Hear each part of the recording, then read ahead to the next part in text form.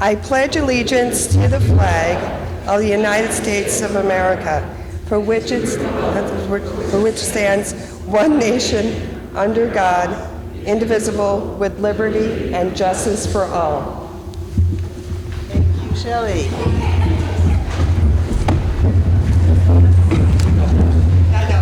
The legal voters of the town of Newfane, Vermont are hereby notified and warned that pursuant to Title 17, Vermont's VSA, Section 2655, they are to meet in the Union Hall in Newfane, Vermont on Tuesday, March 3rd, 2020 at 9 a.m. to act upon the articles below. And I will turn this over to the presiding officer, Carol Hesselback, to open the polls.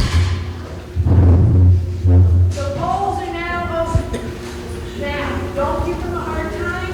I need to request a Democratic or Republican primary ballot, or don't get both. Articles 1 and 2 will be voted by Australian ballot.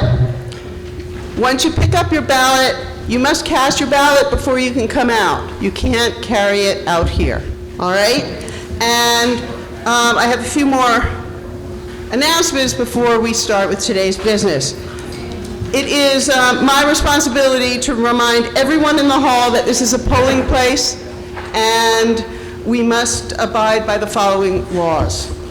Candidates or political activists can stand outside 70 feet and on the day of election and hand out brochures or palm cards to voters as long as they do not hinder or impede the progress of voters going into and out of the polling place.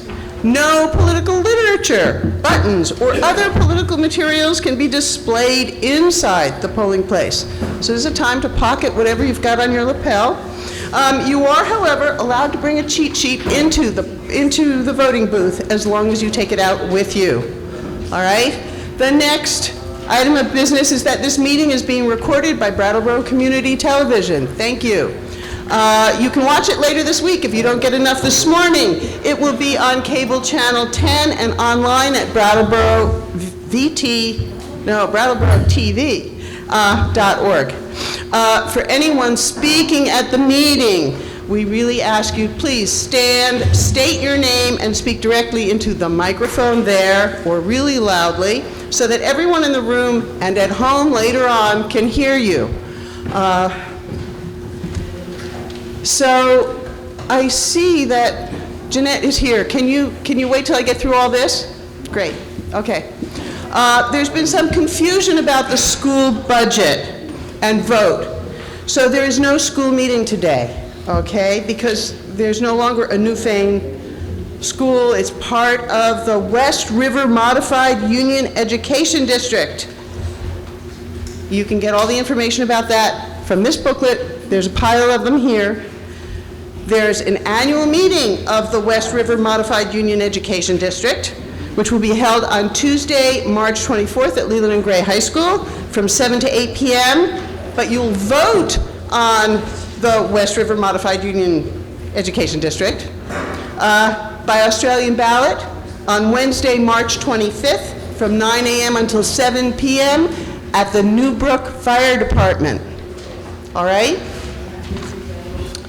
Today, there is child care, thanks both to our librarian, Erica Walsh, and Phoebe Connolly. A counselor at Leland and Gray has got kids providing child care at the Morphy Library as we speak. If you have kids you want to drop off there, please do. Food. You can't get through town meeting without nourishment, and the Newbrook PTO is providing us with that today to support their enrichment programs for the school. Please donate generously and eat heartily. At this time, I ask for all non-legal voters who are present to please stand and identify themselves. Jeanette White, you want to? You're a non-legal voter in the town of Newfane. Our Senator White is here, and we'll get to her in a minute. Kate, you want to? Louder? Okay, Kate Geary is a part-time resident, Anyone else? We have BCTV. Are you a voter in the town of Newfane? No? Anyone else? I just have to remind you that if you're not a voter in the town, if you're not a registered voter in the town of Newfane, you can't vote here. Simple as that. But we welcome you. We're glad you're here to watch our proceedings. Are there any first-time new voters in the town of Newfane present today? Please stand up.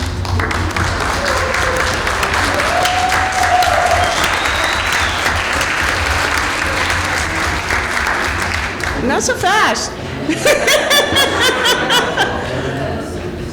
Tell us who you are. My name's Emily Poole, and I just moved here from Vernon. Emily Hoole from Vernon. From Newfane. Back in Newfane, right? Right, thank you. My name's Carlos Solar. I moved here from Marlboro. Okay, welcome.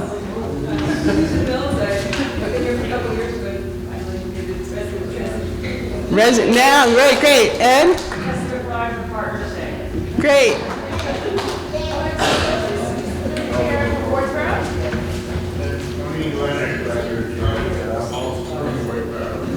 All right, I'm going to have to ask everybody else to please stop their other conversations so we can all welcome and hear who these new voters are. Welcome. Also, great, thank you. This is wonderful. Inside, I'd like you to turn to your town report. Inside your front cover. Let's see. You will see that this year's report is dedicated to Larry Robinson. Larry, are you here? He's probably deliberately late. And if you turn to the vital statistics on page 139, you will see that for the second year in a row, we have 2 more births than deaths. Okay? So maybe the tide of depopulation in Vermont is turning, at least in Newfane. We are able to convene today and practice this democratic process because of the people who have come before us, and it is our responsibility. What we decide today will affect those who were just born. There are lots of ways to serve the town, in addition to coming to town meeting. And if you look at, the pages, what page?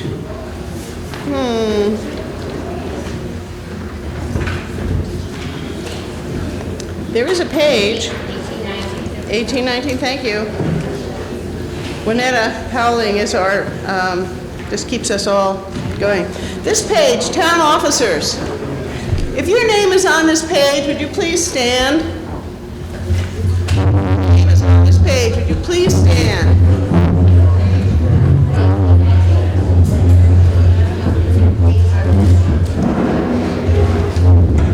Can we please give people who are serving in the town around?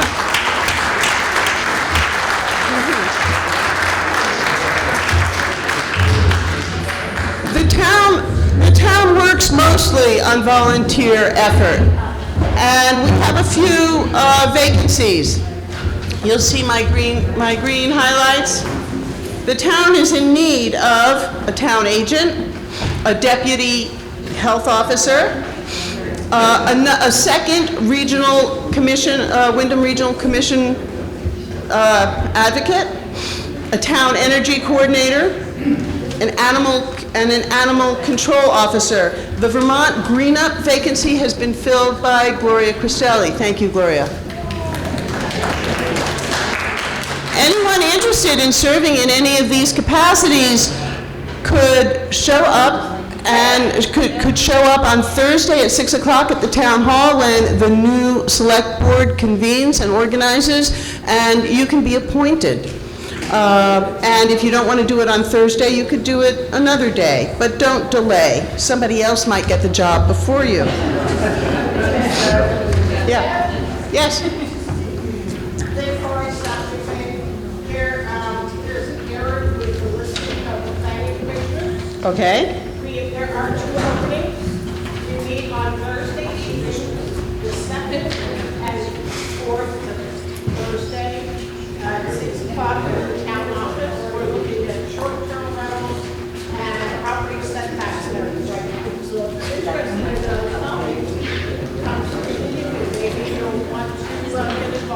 So the Planning Commission is looking for 2 more members, and if you have questions, please see Lynn Forrest, who serves on that committee.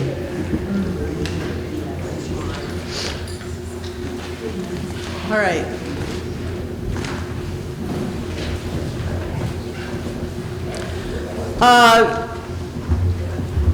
We have, it's a year since we've last met, and I want to go over Robert's Rules of Office, but I also see that Senator White is here, and I know she has her own meeting to go to in Putney at 10 o'clock. So if there is no objection, I would like to allow Senator White to take the stand, as it were. That sounds very welcoming. Turn Sure. this around and... Sure. Fine, how are you? Good. So thanks for letting me join you this morning, and I am going to my own town meeting, but I'm also going to go, I believe, to Dummerston and Dover. So I'm zipping around today. So I'm Jeanette White. I live in Putney, and I serve Windham County as one of your 2 senators. And I apologize if I got the timing wrong here. I thought we were supposed to be here first thing this morning, but I see Becca and Emily aren't here, so they'll be here later. Huh? I think it's on. Okay, try it again. Okay, does that work better? Oh, okay, so I won't repeat what I just said. So in the Senate, we serve on 2 committees, and I serve on Judiciary in the morning and then Government Operations in the afternoon. And Government Operations sounds really boring, but it is, I believe, the basis of our democracy. It deals with elections, all municipal issues, and the structure of state government itself. So we're doing some pretty exciting things. Town clerks will be very happy to hear that we're not messing around with elections this year at all. We're going to leave them exactly like they are. Thank you. So one of the things that we have done in government operations that we're hoping the House will take up when we get back is called a limited municipal self-governance pilot. And it would allow municipalities to have more power. I was on the select board in Putney for 9 years, and I know that municipalities don't have a lot of power. We are what's called a Dillon state, so municipalities can only do what the state allows them to do, as opposed to other states where municipalities can do anything that isn't prohibited by the state. So we're trying to loosen that up a little bit and have a pilot project that would allow a number of towns to have limited self-governance. So we hope that you support that, and I'm not sure where Emily is on that, but I hope that you will support that. We are also dealing with, in government operations, one of the issues that I think is really important. Our EMS system in this state is dying. We have fewer volunteers. The way we credential people is insane. We're working with the Department of Health to try and ease that up a little bit. So we've been working really hard with Rescue down here and people at the state level to change that system. We are, in Judiciary, our focus has been on what we're calling justice reinvestment. And 10 years ago, we did Justice Reinvestment 1, and at that point, we were told that if we kept on the same trajectory, we would have 2,700 people in prison. That's a lot for our state. That we have had the highest percentage of people in prison than any other state. So we've been working, we worked on the first reiteration of it, and we now have 1,700, which is still high, but we changed that trajectory. We are working now on Justice Reinvestment 2, and our focus is on less crimes. Let's redefine what we mean by a crime, and let's have better options for people who do go afoul of the law instead of always just popping them in prison. So that's what we're doing, and I'm happy to take any questions from you later on, or call. My number's in the phone book, and it's also on the legislative website. I just want to say one thing about our budget. Budgets are always tight, and that's not any different this year. But I believe that we have the best chair of an appropriations committee that you could possibly have in Senator Kitchell, who is from St. Johnsbury.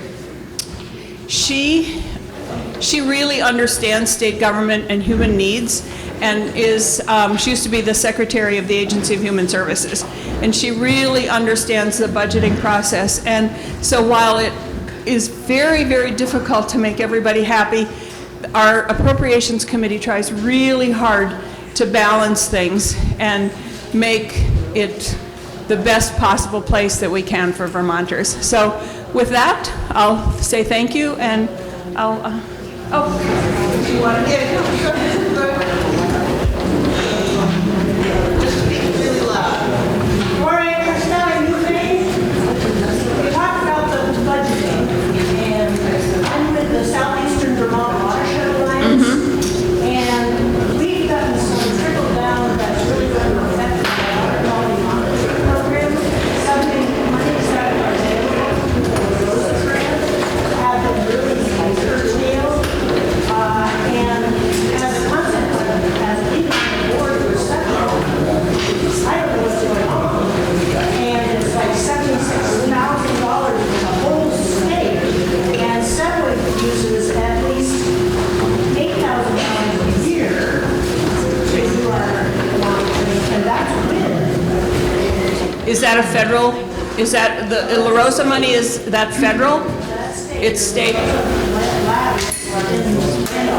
Okay, I don't know that funding. I'm not on appropriations, and I'm not on natural resources, but my guess is that they're taking some testimony on it in the Natural Resources Committee, and that they'll be making a recommendation to the Appropriations Committee. I can get back to you. If you send me an email then I'll have your email, and I can get back to you and let you know what's going on. Okay?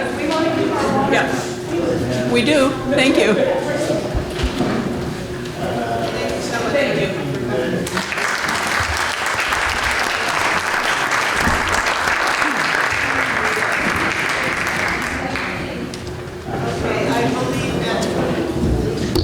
All right.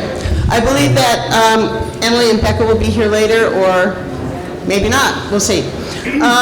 Because it's been a year since we've done Robert's Rules, I'm going to do a quick reminder. And for those who want their own cheat sheet, this horrible green one up there, this sort of I hurt green, has got your basic Robert rules on it. Please help yourself. We have to follow Robert's Rules of Order because that's state law. We can change Robert's Rules, but we cannot change state law. Robert's Rules are parliamentary procedure designed for an assembly to conduct its business in a fair and orderly way so that everyone who wants to say something can be heard. And here are the basics. You must be recognized by the moderator to speak. Please stand up, speak up, state your name. Address your comments to the moderator. That would be me. There's a reason for this. It keeps things calmer. A motion must be made, seconded, and repeated by the moderator before the discussion of an article begins. The person who makes the motion has the right to speak first.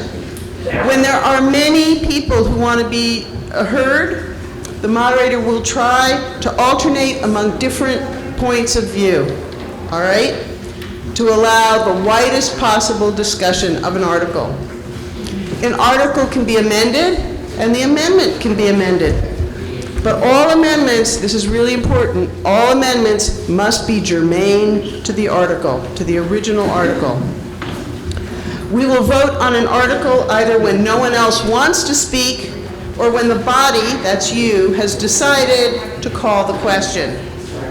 A member of the assembly must be recognized to call the question. You can't just yell it out, all right? That doesn't work, and if we get to a point where someone decides to call the question, it has to pass by a 2/3 majority to end discussion. Because if we vote if 2/3 of you decide to call the question, it means discussion on that article is over forever. And call the question needs to be seconded and voted on. So a point of order is not the same as a point of information. A point of order interrupts the proceedings on an issue of procedure. It's you telling me I have skipped something, done something wrong, okay? If I've made an error, a member of the assembly should call a point of order, help me out, okay? And bring it to the body's attention to be remedied. As a moderator, I really welcome hive mind. It's great.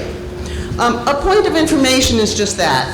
It's a request for information, should be addressed to the moderator, and I'll then find out who can answer your question, all right? Colonel Roberts, he had so many rules, so many rules. Not knowing them shouldn't be a barrier to your participation. You pay me the big bucks to keep order here, and I can help you out, okay? I'm still looking for someone to be a parliamentarian. If you are someone who is just dying to learn this procedure, or you already know it, let me know. I would love to have a parliamentarian. I was a parliamentarian for 3 years before I took this on. It was incredibly helpful. And I again thank you, the town, for sending me to Montpelier for the town meeting tune-up. I also know that for some of you, speaking in public is really uncomfortable. I don't want that to be a barrier. So what I suggest is you just concentrate on me and just talk to me, and everybody else will hear you, especially if you're at the mic. All right? Finally, I ask you to really listen to each other, all right?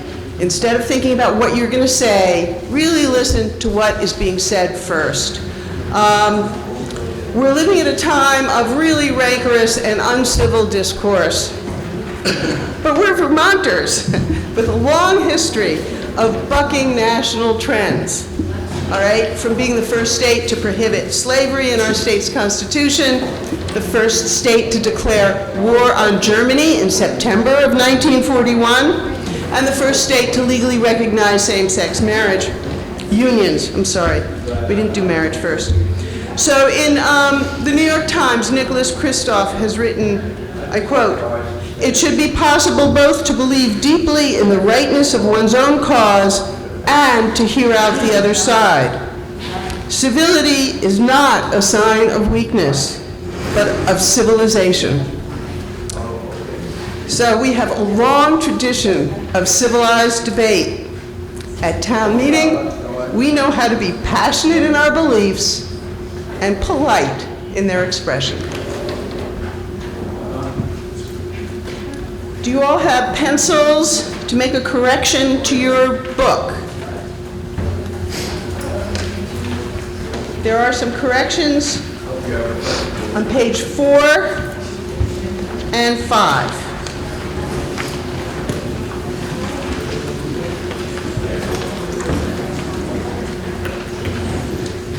On page 4, in the top right cell, property taxes, proposed budget fiscal year 2021, the correct number should be $1,605,659.73.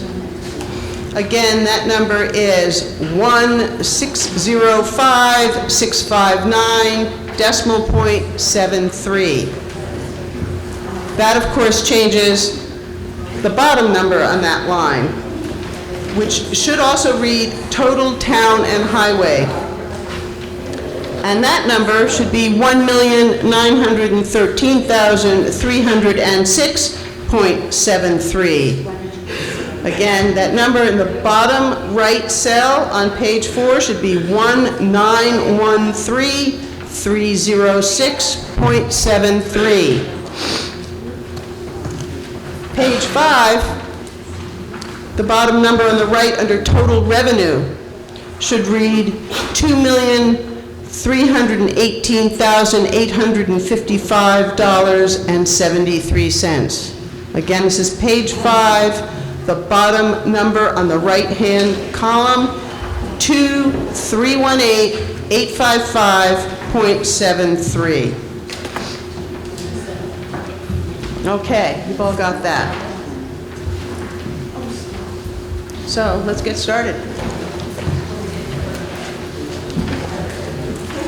We are on Article 3.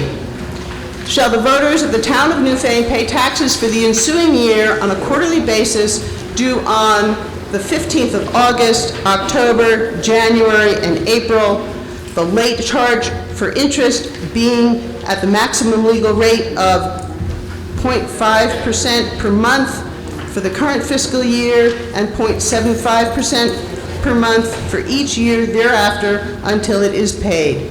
Do I hear a motion? I move to amend Article 3 by... Just, no, you've got to, we have to move Article 3 as written. Just, as I just read it, it has to be, so the articles have to be put into motion on the floor as written before they can be amended. Is that what you want to do? You could say, I move Article 3. And then I need a second. And that would be, so Melissa Brown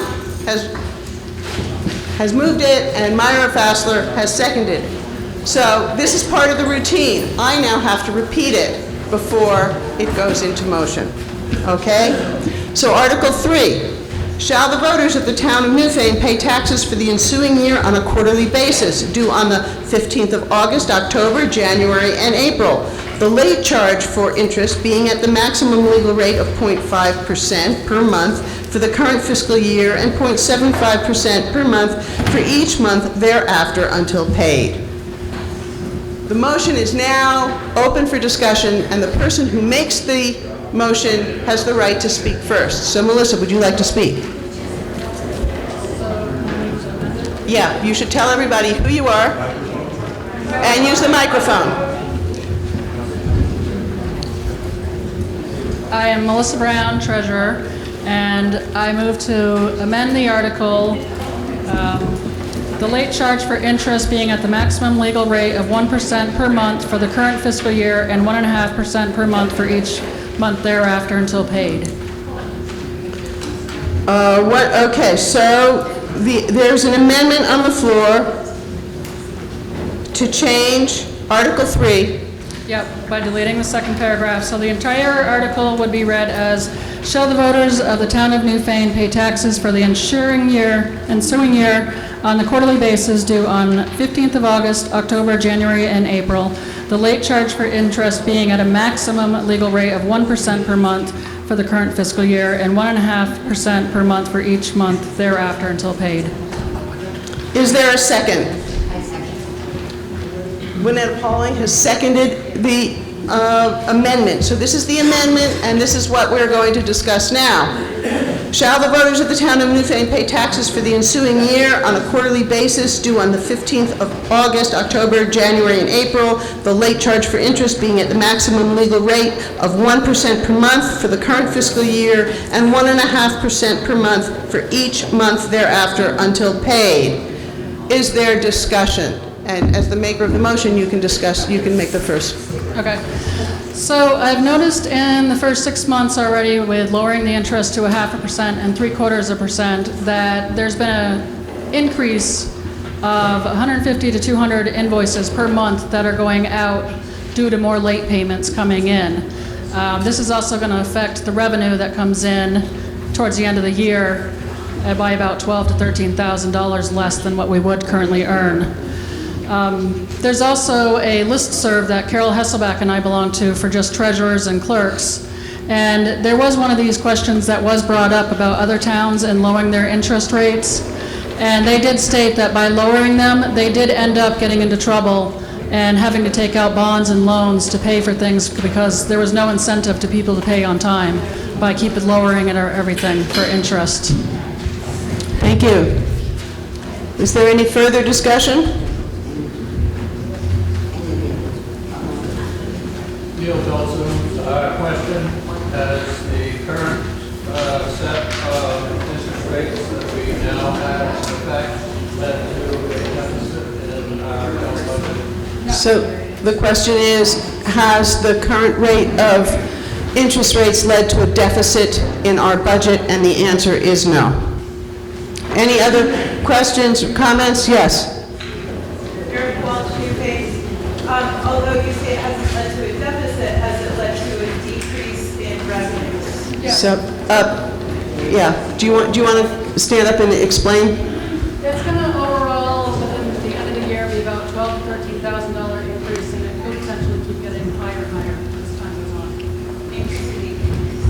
It's going to be a decrease in revenue, which is going to increase the expenses on the other end because it's going to take down the tax rates.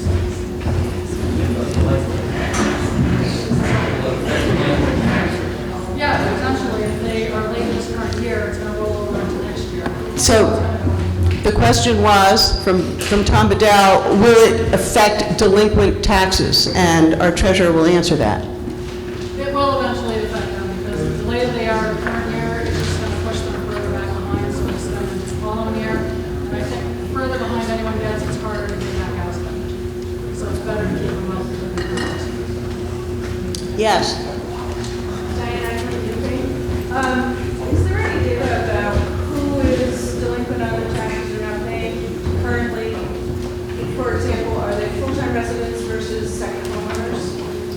So I don't have like a breakdown, but there is a lot on the list that are criminally delinquent. I couldn't hear you. yeah, can you use it?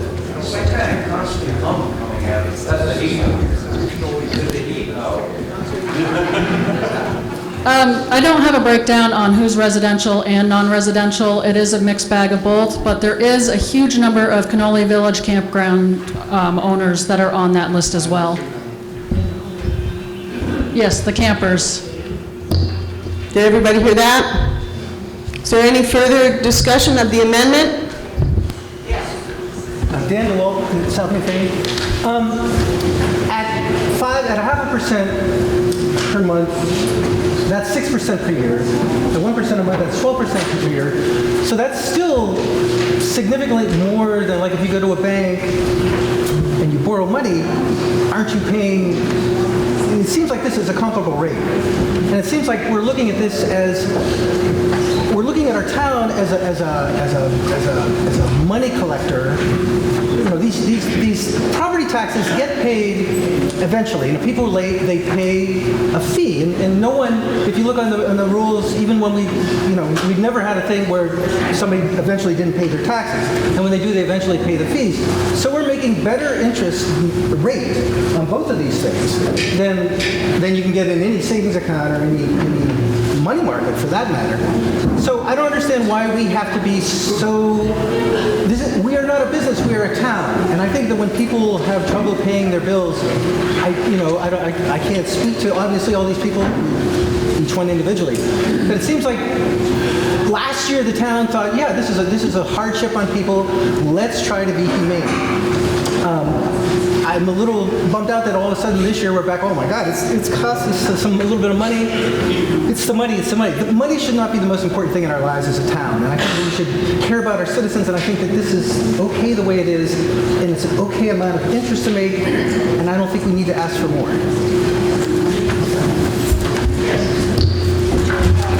Can you hear me? Yes. Okay, great. Point of information, Lynn Forrest. On page 32, you will find the list of delinquent tax reports. If any property parcel number that starts with 00147, that's Cannoli Campground.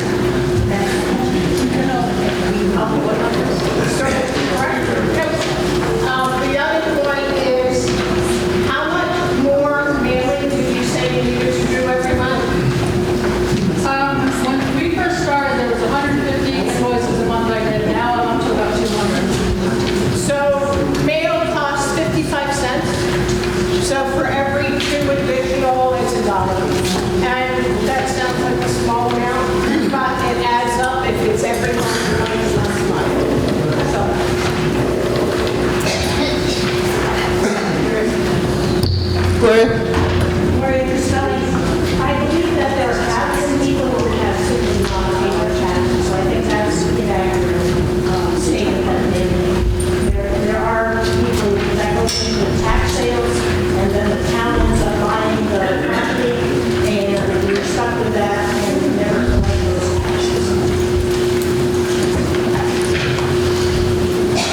Is there any further discussion on the amendment to Article 3?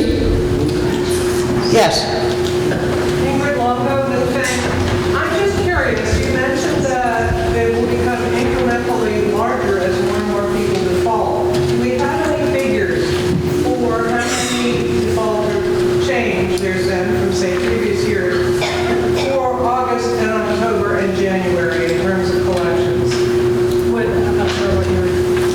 Are there more people who are in default than there were last year, which we At this point, yes, there is more behind, which could potentially put them in the tax sale if it keeps going. I understand. I just wondered if there was a significant change in the quarters that we've had since this There is. change was voted in. Yes. Also, again, on its face, I'm opposed to the amendment. It's my sense that people pay their taxes more with respect to their ability and their willingness to pay, and not in response to the interest rate. Are there any other? Second time out, this is... Yeah, well, and also, I mean, there's a correlation, but we don't know if it's causation or correlation. So this is often the case, and it might very well be cause. I think even if it's causation, we should just like live with it for another year and see if it shakes out. But it could also be correlation. So the fact that we have more people this year could be because of this, or it could be we don't really know why that is. And I would just like to put that out there. Is there any further discussion on the amendment? Are you ready to vote? Hearing no objection, we will vote on the amendment. So you understand, we're not voting on Article 3, we're voting on the amendment to Article 3, which reads, so first of all, a yes means you're in favor of the amendment and changing the legal rate of the interest charge from 0.5% to 1%, and for the current amount due, and 1.5% for every month thereafter. So that's a yes vote, you're in favor of raising it. A no vote means you're not. And then once we have the outcome of that, we'll move on. This is what we're voting on. Shall the voters of the town of Newfane pay taxes for the ensuing year on a quarterly basis due on the 15th of August, October, January, and April, the late charge for interest being at the maximum legal rate of 1% per month for the current fiscal year and 1.5% per month for each month thereafter until paid? All those in favor, please indicate so by saying aye. Aye. And those opposed by saying no. No. Whoa. I am going to call for a show of hands, and I need the Board of Civil Authority. So, it would be easier if they stand, and will you divide can we do a division of the House? Okay, so all those in favor, please indicate of Article 3 as amended, the amendment to Article 3, please indicate so by standing until you are counted.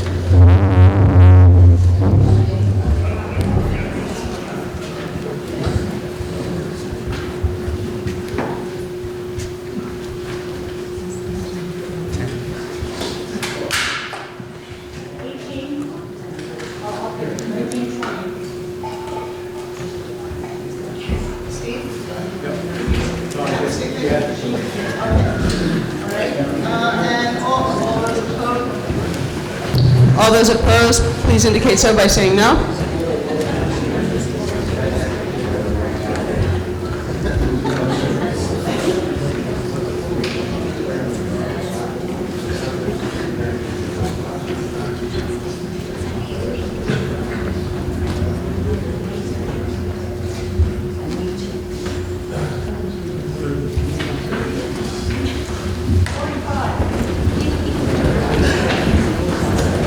This is by simple majority. There were 20 in favor of the amendment, 45 opposed to the amendment. The amendment fails. So we go back to Article 3 as written. Is there any further discussion? Yes. Michael Granger, could I ask if the delinquent tax collector can tell us if there's a policy for, in effect, putting the property on the market for the back taxes, if we all agree, or a lot of us agree, that we're not doing them any favors by letting them slide. Some towns have an automatic every year, put up the ones that don't pay, and you're in effect forcing people to figure out how to pay less of a rate by going to a bank or a relative or whatever if they're in trouble. And I'm not sure the policy of the delinquent tax. Well, the delinquent tax collector, or the collector of delinquent taxes, is actually here. Would you like to speak to that? There is no policy. I usually work with everybody, try and get them on a payment plan. I do allow them, if they're making past due payments, to also make current payments to avoid penalties coming up around the current year. So as long as they're working with me and they're staying in contact, then I try not to put them past them. That's definitely not the goal. So, did everybody hear that? Okay, can you do it at the mic? So if somebody is behind and they're willing to work with me and make payments, I will let them make payments on the past due balance and also on the current balances to avoid future penalties and interest also for the current year. As long as they're willing to work with me, then I don't throw them into tax sale. It's the ones that are kind of repeat offenders that usually go into tax sale every year. They won't call you, they won't pay for some reason until you put them into tax sale. And I just want to make a clarification here that the Article 3 is about late payments and not about delinquent taxes. They are, is that correct? Yeah. That delinquent taxes is another species of animal. Is there any more discussion on Article 3 as written? And are you ready for a vote? All right. So a vote yes is in favor of Article 3 as written, and a vote no opposes it. I do legally have to read it again. Article 3. Shall the voters of the town of Newfane pay taxes for the ensuing year on a quarterly basis due on the 15th of August, October, January, and April, the late charge for interest being at the maximum legal rate of 0.5% per month for the current fiscal year and 0.75% per month for each month thereafter until paid. All those in favor of Article 3, please indicate so by saying aye. Aye. And those opposed by saying no. The ayes appear to have it. The ayes have it, and Article 3 passes. Before we move on to Article 3 and Article 4, and if there is no objection, our representative Emily Long is here, and she is a Newfane resident, so doesn't need permission to speak, but we need the Assembly's indulgence to allow her to step in now. So, hearing no objections,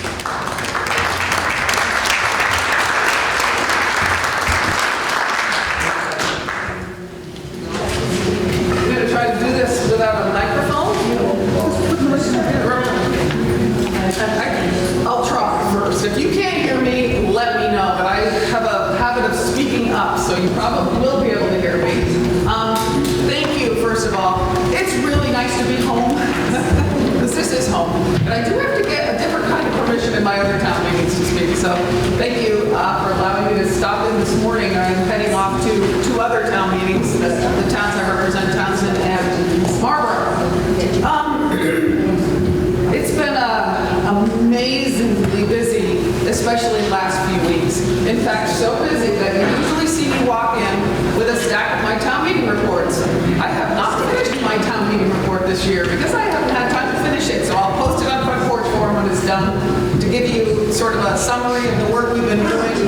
But very quickly, I'll just touch base, especially on the last 2 weeks of legislation that we have passed. Last week, the week before this past one, 2 weeks ago, we passed a Global Warming Solutions Act in the House. That is for Vermont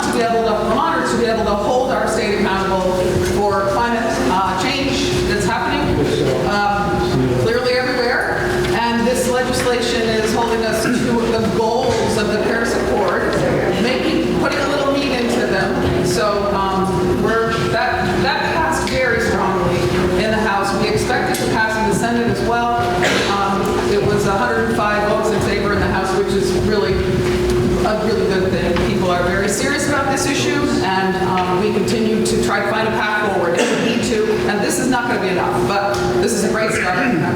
You know, encouraged that the Senate will take it up. Senate has some of their own. I don't know if anybody came here this morning from the Senate. Jeanette, they're working on some legislation as well, but we're hoping that they're going to take it up. The Senate actually sent us a tax and regulate bill for cannabis. We just passed that this past week. I think that we are headed in the right direction on this. I don't think it'll be just total. The changes we made to the bill are probably not going to be fully accepted by the Senate, so I think it'll go to a committee of conference, working out the details, trying to make sure. One of the challenges was we had changed their bill to take out the local options tax for towns to be able to charge a local options tax if they want a retail market in their town.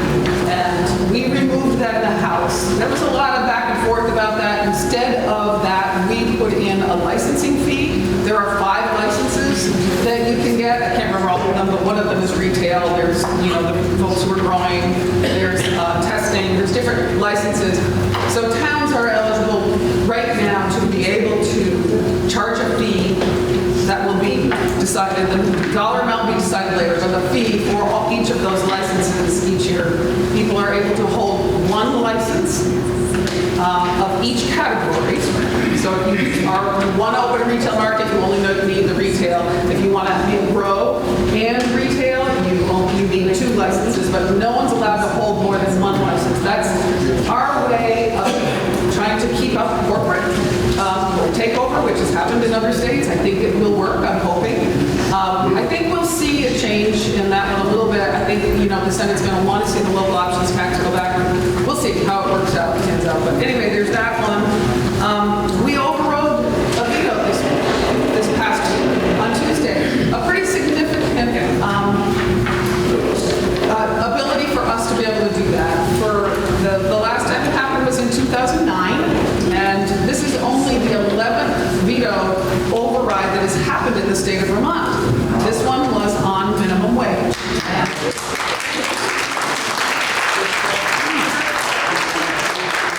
It was a very important piece of legislation for us in the House, and we passed that with 100 votes, which is what we needed to do.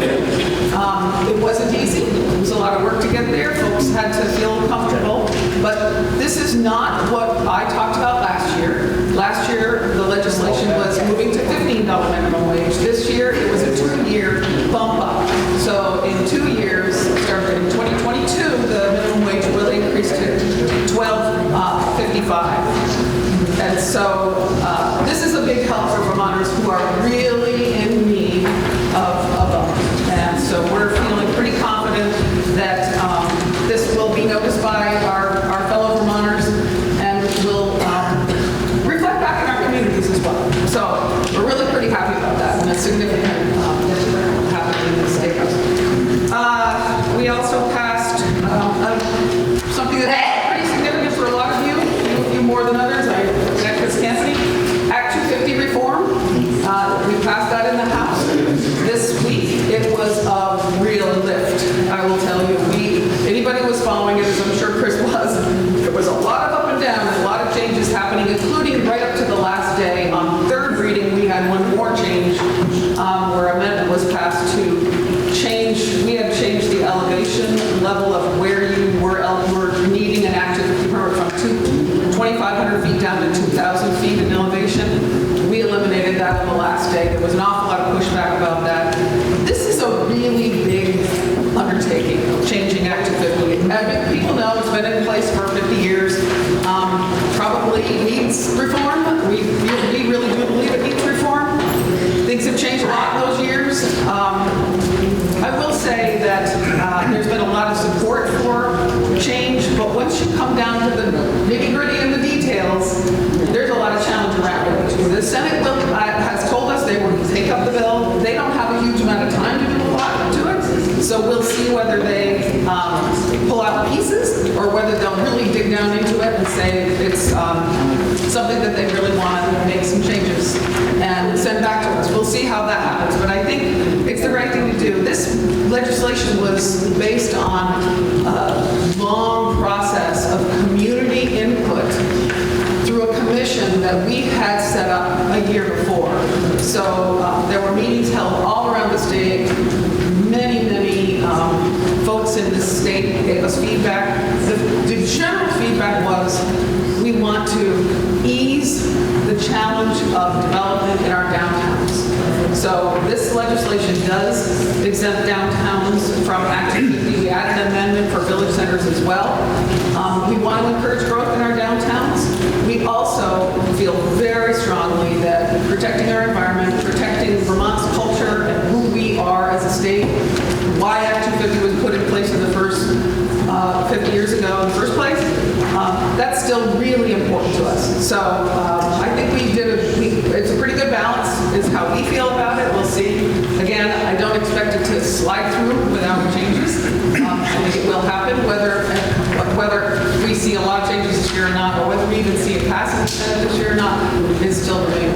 It was a big lift for us. So anyway, those are the basics of what we've been pulling off. There's a lot of other legislation. If anyone has any questions, before I don't know whether you want questions or not, but I want to say one thing. I look at Erica in the back, well, from the More Free Library. The More Free Library has been wonderful, allowing me to sit in there for an hour and a half on the third Saturday from 11 to 12:30 every month. Please come see me. The feedback I get at those times and those constituent hours, we call them, or office hours or whatever, is really, really important. I do this in Newfane, I do this in Marlboro. I'm headed to Townsend to make a plea for someone to allow me a space. Some legislators actually just go sit at a store or a market, but you really have to have permission to do that kind of thing. So I often wait, and Erica was wonderful to allow me that time on a Saturday. It's really great. Morphe Lab is a wonderful place for that. So please come see me, third Saturday, 11 to 12:30, every month of the year. So thank you.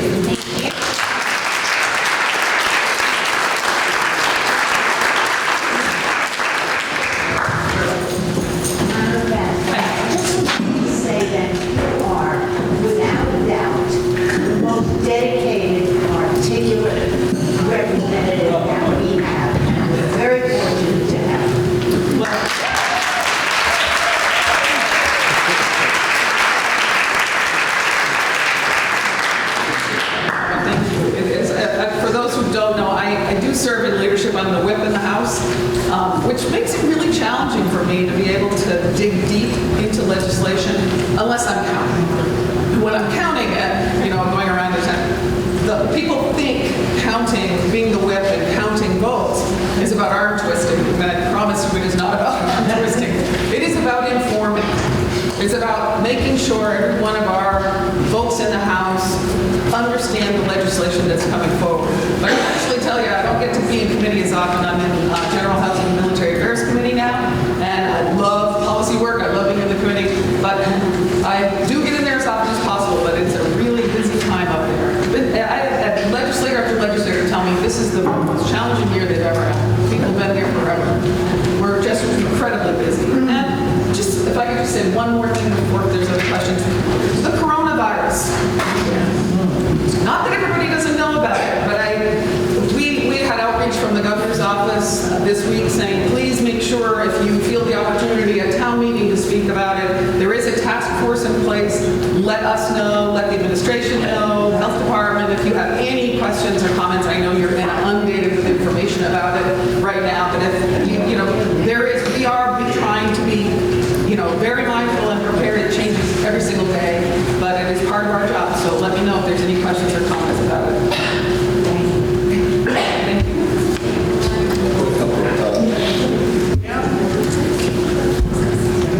Gerald Julian, 6A South Newfane, and with the upcoming school school budget vote.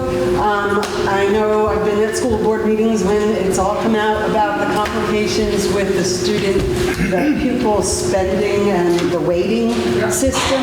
And I don't know how much people are really aware of how much this has impacted the past.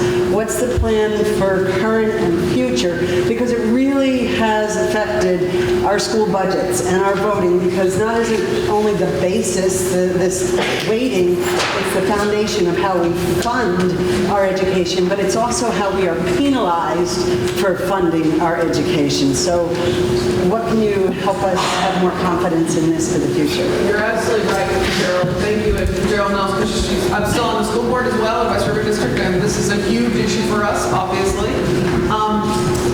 I will tell you, it's not as simple. Just quickly, what happened when we passed our special education law, Act 173, a year ago, included in that law was a study, and the study was to look at the weighting, the weighting system in our education funding system. Now, weighting means that, I'll just give you the examples, it makes it easier to follow. Weighting is when an elementary student is counted as a 1, number 1. If that elementary student needs, if it doesn't have English as their first language, they need support to learn English as well, they get counted as a 1.25. 1.25. So there's different weighting levels. High school students require different kinds of education. They have to have driver ed. We provide advanced placement classes, lots of other things, lots of different classes for high school students. We weigh them at 1.13. Those of you who watched me sitting on the school board for many years know that when our, back in, I can't remember the year, 2009 or something, the state came in, I was on the school board then, and they came in and they said, at that time, high school students were counted as 1.25. And they came to us and said, we're changing the weighting, and it's going to be 1.13. And at the time, I said, wait. That makes show me why, tell me why. And I could never get any straight answers about why it went from 1.25 to 1.13. This study that took place, it was done by UVM and I think Rutgers might have been looking at it. Anyway, this study said they could find no evidence, empirical evidence of the weightings that were set in place back over the years. They first started 30 years ago. So it was really important that we did this study. What this study shows is that our weighting system isn't accurate, isn't necessarily appropriate, and they did recommend that we do something about it. Pretty strongly, and the Agency of Education has come out pretty strongly saying, we think that something needs to be done. The question is what? Because it's not as simple as just applying new weighting and not looking at all the other factors, because frankly, our education funding system has been in place for almost 25 years now, and it's a really, 22 years, it's a really long time for education funding system to be in place without major changes to it. So we're trying to look at it from a broader perspective than just what you see in the study, which the study, by the way, recommends. But where it is right now, to answer your question, Gerald, the Senate has started the first steps in taking it. In fact, if anybody happens to be in Montclair on the 11th, they're holding a public hearing in the afternoon, I think it's 4 to 6, to take in feedback from folks across the state. It does appear that those towns who have high levels of poverty have really been disadvantaged over the years. And that often is our small rural communities. So we really do need to take some steps. I'm encouraging it to happen. It's hard when both the House and the Senate take their own paths, so we've sort of allowed the Senate to take the first steps in this, and they've been taking, we actually in the House and the Ed Committee have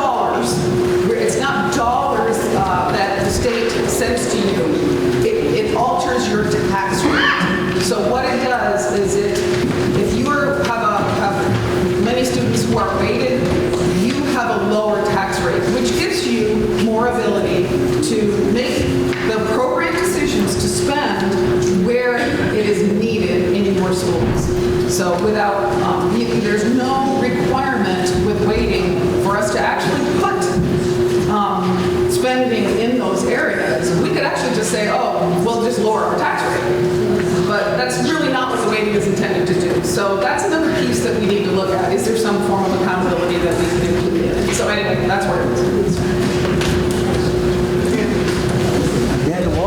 So on a related topic, the way that we fund our schools through the property tax has been seen as not working for a long time. Act 40, the way we fund our school system right now with our property taxes is widely acknowledged, even in the legislature, is not working. Yet, Tim Ash, Mitzi Johnson, they all say, yeah, that's a big problem, it's really big, it's really hard, and they seem, maybe they're not relaxed. You say we should figure this out soon. They seem very calm. Tim Ash said, not in this election, probably not the next election, maybe a couple of legislation sessions down the road. So I'm just wondering, could you explain to us why the legislature, at least in the headlines and in their public relations, don't seem to understand? We have a school in Jamaica, which is about the tank, thanks to Act 46 and this way the funding works and the way that things have changed. We have towns who are at risk of losing their schools, and yet we have a legislature which doesn't seem to quite grasp that as an important thing. And could you just explain sort of why it has taken the legislature so long to really take this thing by the horns and try to figure out a funding mechanism that works? So I'll just say, Dan, there's a lot of people who actually think our education funding system is, I don't want to call it effective, but it is a supported education funding system. We haven't made changes to it because it is one of the more equitable funding systems in the country. That's why it's so complicated. There's a lot of factors involved in it. But I'm going to acknowledge everything you said, except I haven't heard the same thing you have heard from. I never knew Tim Ashton saying very laid back about it. I haven't heard that. I hear a lot of conversation in the House and from senators as well, saying that this is a really important issue, we need to take it up. But I do think that because of everything you said, Dan, about the fact is that we really need to take a dive and look at our ed funding system to make sure it is the best it can be. Making subtle changes that are offered in this study, and feel free to look at it. It's a study that's posted on the website. It's up 130 pages or so, but read the summary, and it's a really interesting study. I think we would be doing ourselves in Vermont a disservice if we didn't look a little more broadly. Still doesn't mean that we can't take it, rapidly. And I think the turning point for anything that you're suggesting may happen at that hearing next Wednesday, I believe, 11th. I think it's the 11th. They're having feedback from communities and hearing from you. Send emails, send them to me, send them to the ed committees, send them to finance and ways and means in the Senate and the House, so that folks know that this is an important issue for you, and you want to make sure that we're acting. I don't know how fast we'll act, but I feel the urgency as well as what you're describing. I feel the urgency because it's been a long time, and we really do need to make sure our system is working for us. So I'm there. We'll see what we can do. I'm in. Thanks so much. Thank you.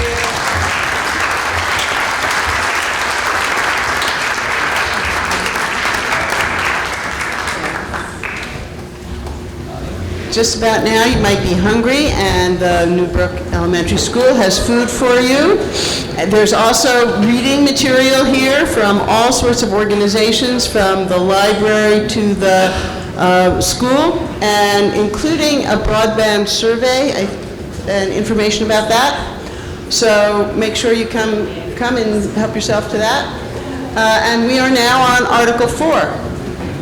Shall the voters of the town of Newfane authorize the treasurer to collect current taxes pursuant to 32 VSA subsection 4791? Do I hear a motion? Lynn Forrest moves, and is there a second? Tom Bedell seconds. So, Article 4, shall the voters of the town of Newfane authorize the treasurer to collect current taxes pursuant to 32 VSA subset 4791. Lynn, as the maker of the motion, would you like to start the discussion?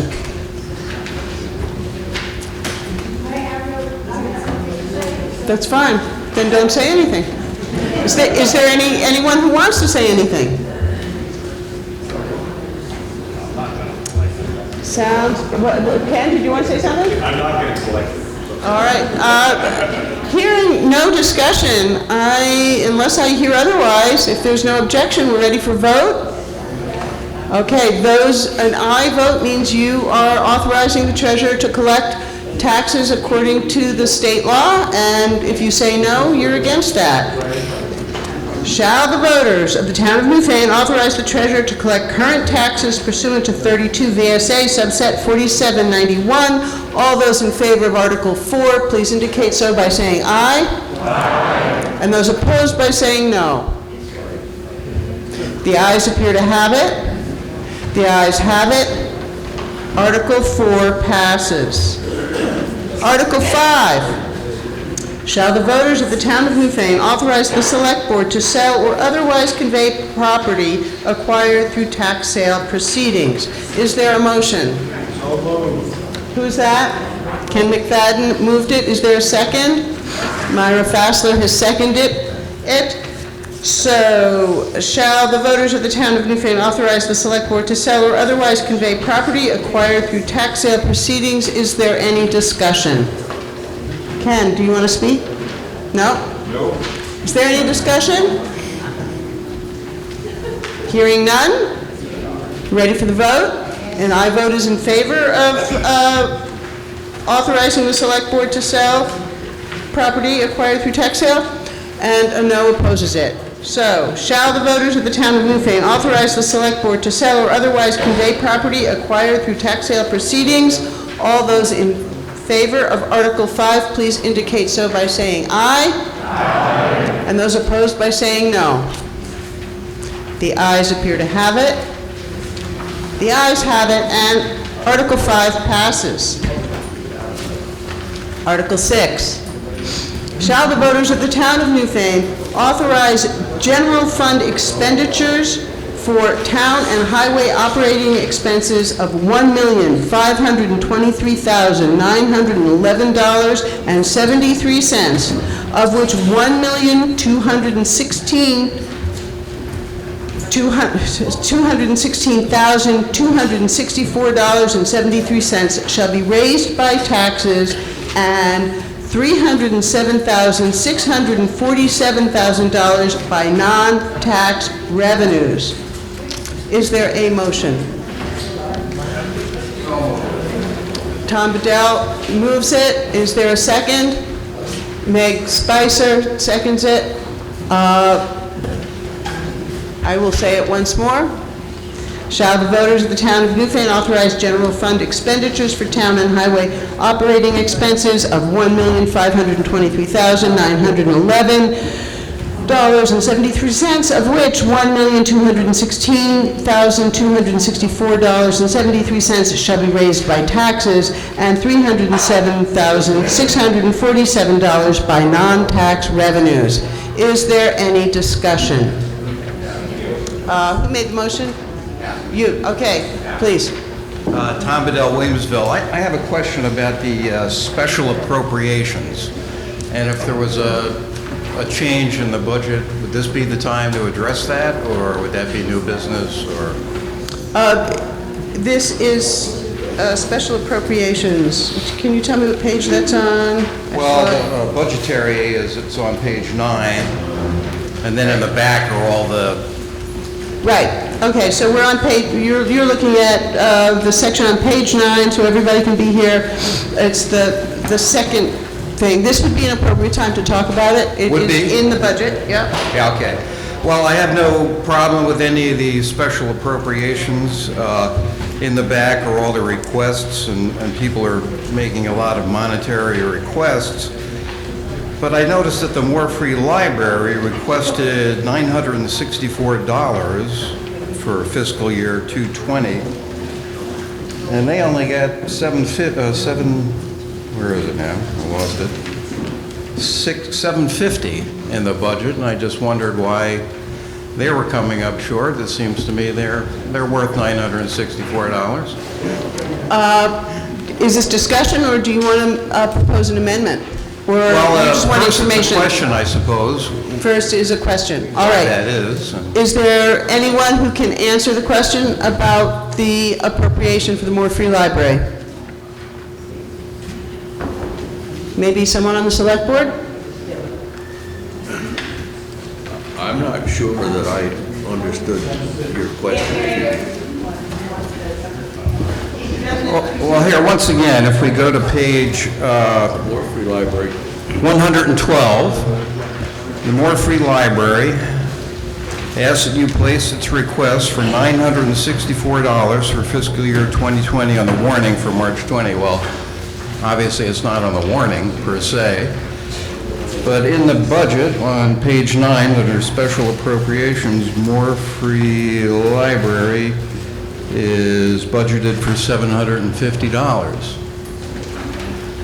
So most of these other requests have been granted more or less in full, and I suppose I would then ask to make an amendment to give More Free Library the full $964 donation that they requested. I need that as an actual number, which would be $214. All right. Yes, okay, that would be my amendment, would be that we increase the budget $214 to add that to the More Free Library special appropriation. So there is now, who seconded? Chris Campany seconded it. So we now have an amendment, and I have to do a little arithmetic here.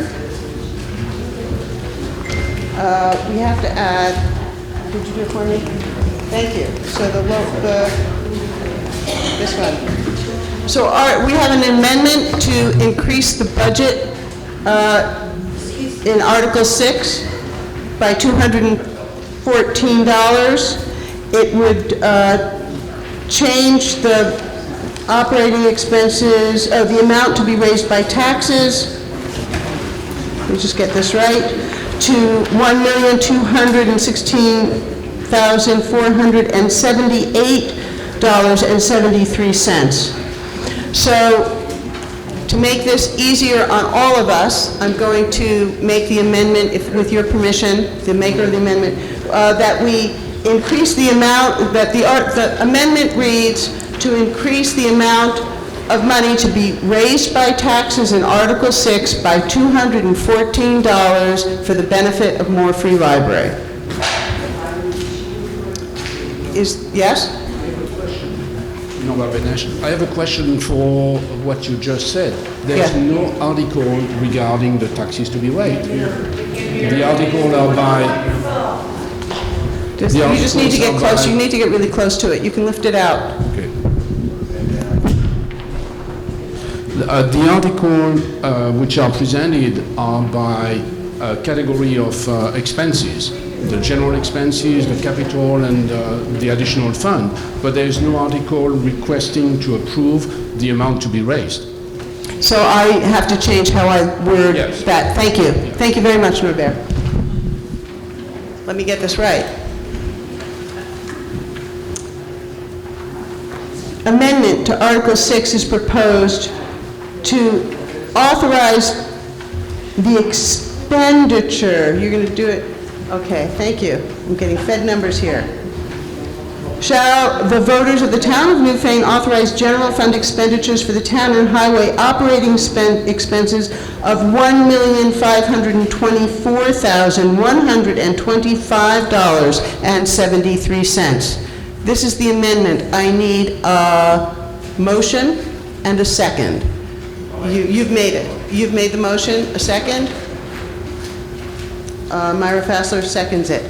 So the amendment is to authorize the general fund expenditures for town and highway operating expenses to $1,524,125.73, specifically to add $214 to the More Free Library appropriation.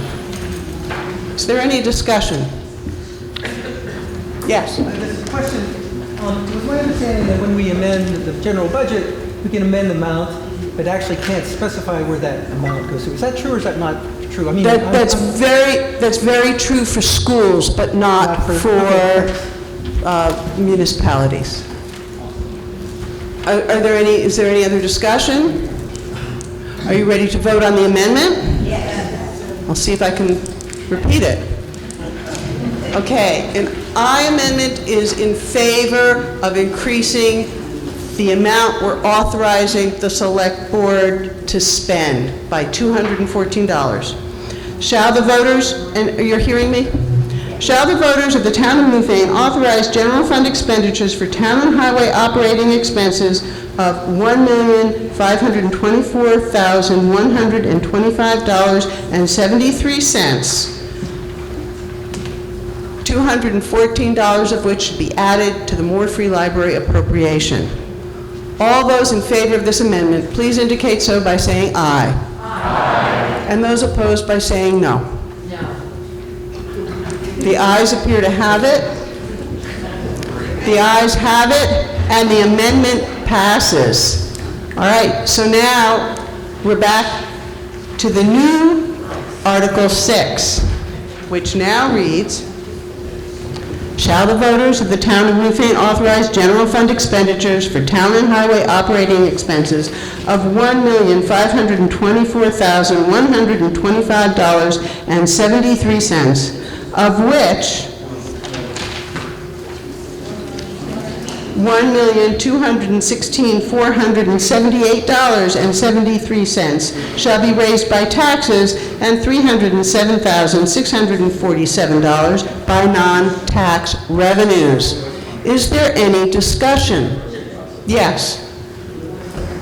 Margaret Windberger, South Newfane. I have a question about Groundworks Collaborative. Can anyone address why the amount went from $1,000 to $500 for 2021? Is there anyone able to explain why the allocation for groundwork collaboratives went from $1,000 to $500? Someone on the select board, or remind me of the page. That's the budget we are. That's the budget we're working on. 2021. We're in 2020. Who's willing to speak? Is there? Okay, Winetta. Winetta Powling is the administrative assistant. Thank you. I did a comparison of 9 different towns when I did the appropriations, and we were the 3rd highest in appropriations. So when we got the appropriation requests, we compared them and decided to cut some appropriations based on what their requests were and how they affected the town's services. And Groundworks Collaborative was not high on benefiting the residents of Newfane, as well as a few of the other special appropriations. Does that answer your question? Yes. Now you want to talk? Speak to it? Yes. Thank you, Winetta. I think having become more and more familiar with the addiction crisis in our community, as well as housing, these are things that the Groundworks Collaborative does an excellent job of addressing. And I think we could look at how many residents of Newfane actually use those services, or we could look at the fabric of our entire community, which is suffering greatly, and put some bucks into Groundworks. Thank you. Yes. Brenda Siegel, Newfane.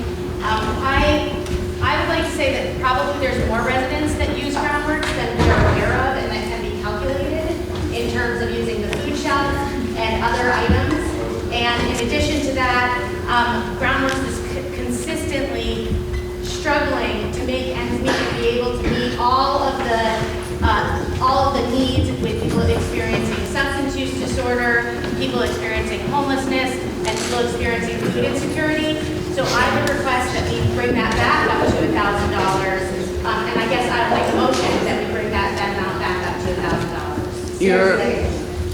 $1,000. Is there a second? I second. Lori Merrigan seconded it. So there is a motion.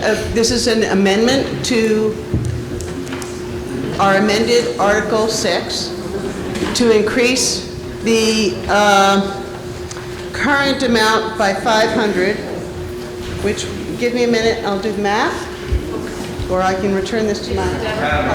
Yes. Yeah.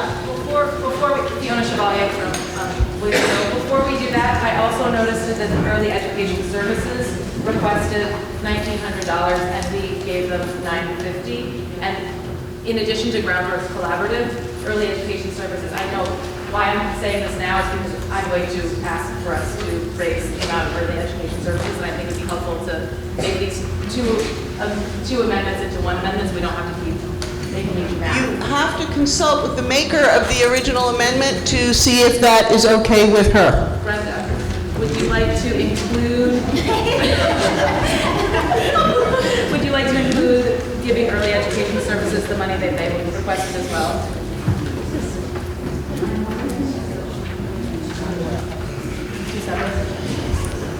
Okay. We're going to do it separately. All right, so the motion, the amendment currently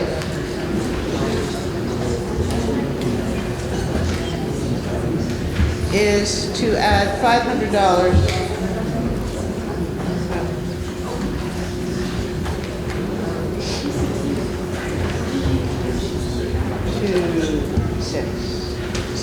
So the current amendment, can you hear me? The current amendment is, shall the voters of the town of Newfane authorize general fund expenditures for the town and highway operating expenses of $1,524,625.73, 500 of which is to go to Groundwork Collaboratives. Is that correct? Yes. Okay, so that is the amendment. Is there any discussion? Well, it's 500 additional. Yes. Is there any discussion? Yes. Well, and this is just... Please stand, state your name, and speak up. Thanks, Vice from South Newfane. I'm just wondering why, like, there's a lot of organizations that aren't getting what they asked for.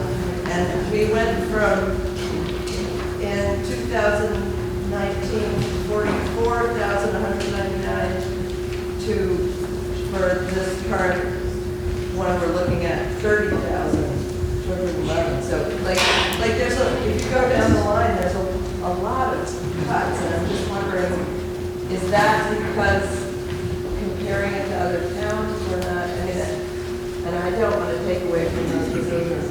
I just see that holy cats, there's a lot of, and that's a big budget difference. A big cut of, $14,000. Yes. Is there anyone who wants to speak to the amendment, or which could include discussion of special appropriations? Yes, Dan? If it includes discussions of appropriations, I'd like to point out the AIDS Project of Southern Vermont, Early Education Services, Towns and Community Food Shelf, Groundworks Collaborative, Leland Gray Education Foundation, Restorative Community Justice of Southern Vermont, SEVCA, Vermont Adult Learning, BCTV, and Gerda's Equine Rescue have all been... Youth services. And youth services have all been drastically reduced or eliminated. I'm the head of Restorative Community Justice of Southern Vermont, and we were negligent. We had a change in staff, and we missed sending our report. So I would like our funding to be restored, but we didn't send in a report, which we should have done. However, I think this is an indication. Every one of these things which have been cut have been something which is, for the most part, for the people who are the neediest among us. And I find it actually an outrage. I find it a disgrace. As a town, we have always actually thought about who we gave money to, and we've been I don't think we've been especially generous, but we've cared enough to care about our neighbors and to give money to organizations that are doing good work. What I see here, BCTV is here today. BCTV does every one of these meetings. Okay. You don't want to give Okay, just a minute, I have to stop you because this is actually not about the amendment on the floor. And I think it's fair now to let people answer some of the issues that you have raised. Okay? Thank you. So, there's a point of information here. So, we've got it. Pete Van Loan. Use the mic. Never had to before, but I guess it's my cold. We're getting older. For the lucky among you who don't know me, Pete Van Loan, Chair of the Select Board for another few minutes. Mic's not on. You gotta hold it closer, Pete. Now? I'll go back. For those of you that don't know me, I'm the Chair of the Select Board for another few minutes. Pete Van Loan. Point of information on BCTV. If you look closely, BCTV has been moved from an appropriation to a contract. They're still there. They're not gone. It's BCTV. Generally speaking, the changes in the budget, many of them certainly goaded, if you will, or pushed by the desire stated by many people to get the budget down. The appropriations were all discussed at a budget meeting. We, I'm sorry to say, did not have any member of the public at any of our public budget meetings. I think that next year it will be incumbent on individuals with interests to get to those budget meetings and speak up. The changes in the appropriations were brought up by members of the board. I can't speak to any of them because I had none of them in my personal bailiwick or interest. I'd certainly be willing to answer any other questions that people might have at this point. So, does any other member of the board want to cover it? Did you hear what Pete said? All right.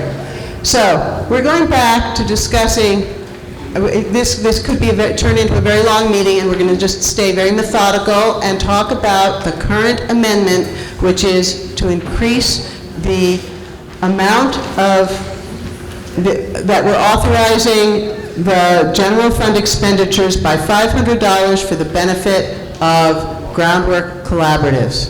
Yes? Newfane.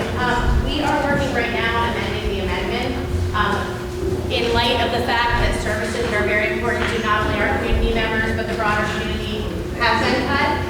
We're working on looking at both a comparison between what was requested and what was funded last year, and to see what that amendment of the amendment might be. So I don't know if we want to continue discussion while we're doing that, but I just want to let people know that that's going on back there. Well, there's a hand up, so let's hear what Patty has to say. Patty Johnson, Newfane, Vermont. Continuing this discussion, reading in the back, a lot of these don't have a numerical figure, and they're not written pertaining exactly to Newfane. So it's very hard as a voter and resident of Newfane to read through this. In general, I would love to give all of them money for all of the opioid crisis, for all of the women's crisis, all of that early information. But it's very difficult to sit here and read through and have no dollar. Whereas the more free library is very specific in the number of surveys requested. So I think going forward, maybe the select. You got to speak up louder. Maybe next year, the select board or whoever requests that the discussion is written particularly before this town meeting. It's not just in general, please give us money you did last year. And that's what I'm getting to with your money. So not specific to all. Yes. Hi, Sandy Stark. I'm from Williamsville. I also work for Early Education Services, and I actually wrote And I know when I did the report, I tried to include, there was actually a number missing in our report. In the back, if you look under early education services, in the report, there's one that basically is blank under our early Head Start classrooms and Head Start classrooms. And it says generically on page 103, Newfane children utilize this program in the 2019 fiscal year, and that should be 5 Newfane children. But it is hard to reflect. I know when we are given this, when we are told to write these reports. Okay, I'm going to have to ask you to use the microphone. I can't even hear you. So, and can you start over so that we can all hear you? Sure. Sandy Stark, Williamsville. Like I said, I actually work for Early Education Services, and I wrote the report that is in this town report for EES. And I just wanted to comment that there is a number missing. I sent it in, but for some reason it wasn't included in this document. And so under Early Education Services, there's a spot where it says Newfane children. I can't remember the page number now, I lost it. 103.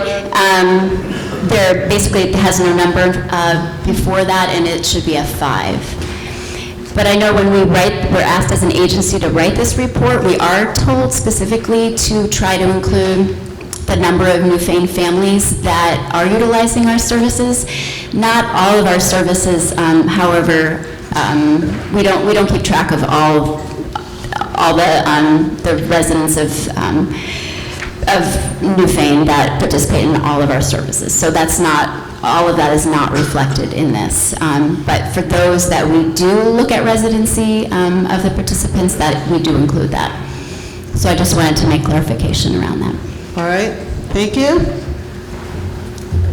Is there any other discussion? Yes. Tim Schaefer, Williamsville. Earlier it was asked essentially how could the budget makers propose such a broad cut in social services. And personally, I mean, I'm strongly in favor of the social services allocations we make every year. I would love to see more restored, but in sympathy to the budget makers, number one, they told us they were making these decisions with very little input, often little from the organizations who were requesting it, and even less, like zero, from the public at large when they invited it. Also, you need to look at the whole budget. If you add up all the proposals this year, and we've already passed the biggest hunk of it, they add up to a 10% increase in our taxes for the next fiscal year. So with that in mind, I was not there, like the rest of us delinquents, I was not there, but I can imagine them looking to make some cuts where they might. So at least that would come a little smidge under 10% instead of over. So I'm not trying to tell you don't add social services expenditures back in. If you believe passionately, I'll probably support you in that. But just the grand view is that our town taxes of this allocation are going up about 10% this year. And that's a reality. When we speak to people who are taxpayers and see their bills going up, and so there are many dimensions besides just an urge to generosity, which we also experience. Thank you.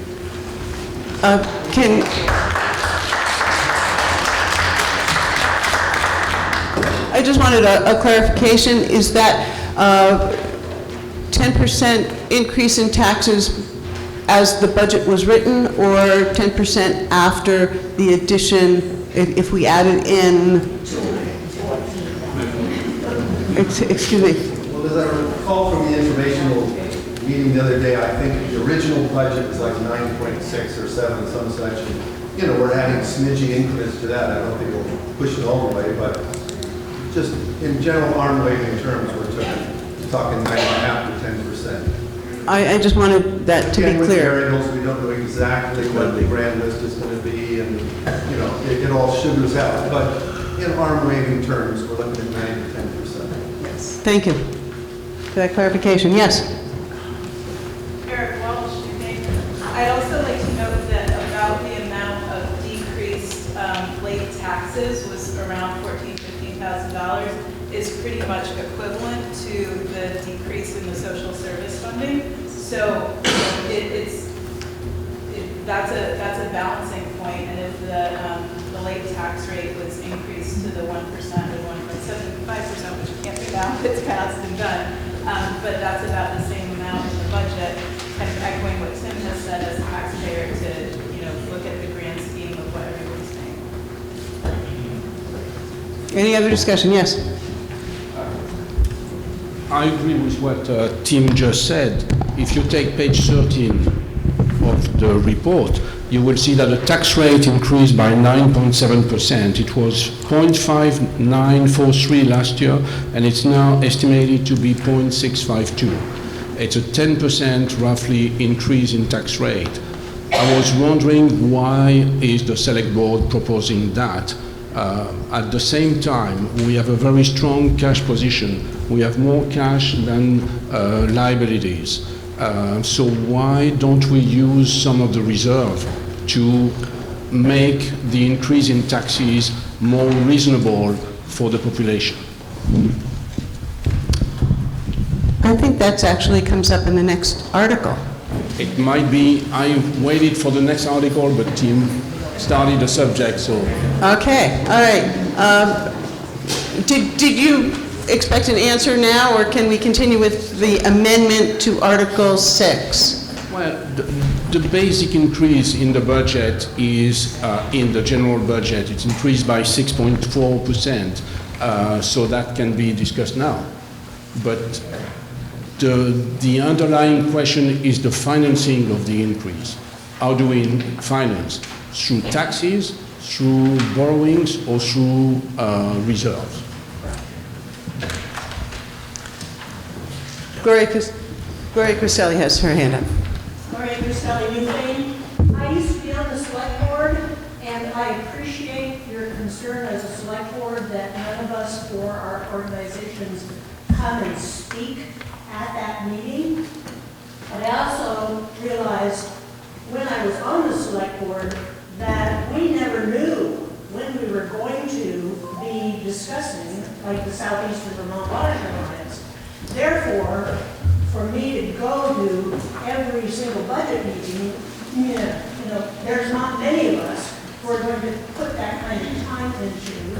If I knew specifically when, I'd have the president of several come and speak to it. Or, since she's not here in Vermont that time, somebody else. So I understand, and I knew the frustration as a select board member. We don't have anybody here, but we've got to be realistic. You want to speak? Hold it closer. A couple of points. Agreed. But I think a call to the administrative assistant can give you an idea of when a particular area of the budget may be.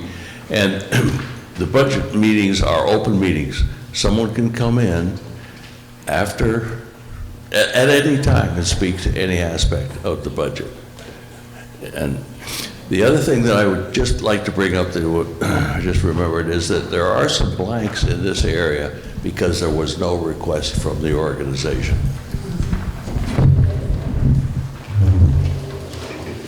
All right, are you ready to make your amendment to the amendment? Well, we're not ready yet, but I do want to just speak to a couple of things that were said. I understand and respect the idea that people didn't show up at the budget meetings. I also want to say that the people that utilize these services are often people who can't show up at these budget meetings, and so we don't get to hear from them in the same way that we would hear from the rest of us that are able to come to town meeting today. And so I also want to give respect to that, because it's very easy, as we see across the nation, to cut social services when, because we don't hear as often from people who need them. And so I want to be, I would like to be cognizant of that as we're deciding this. And I think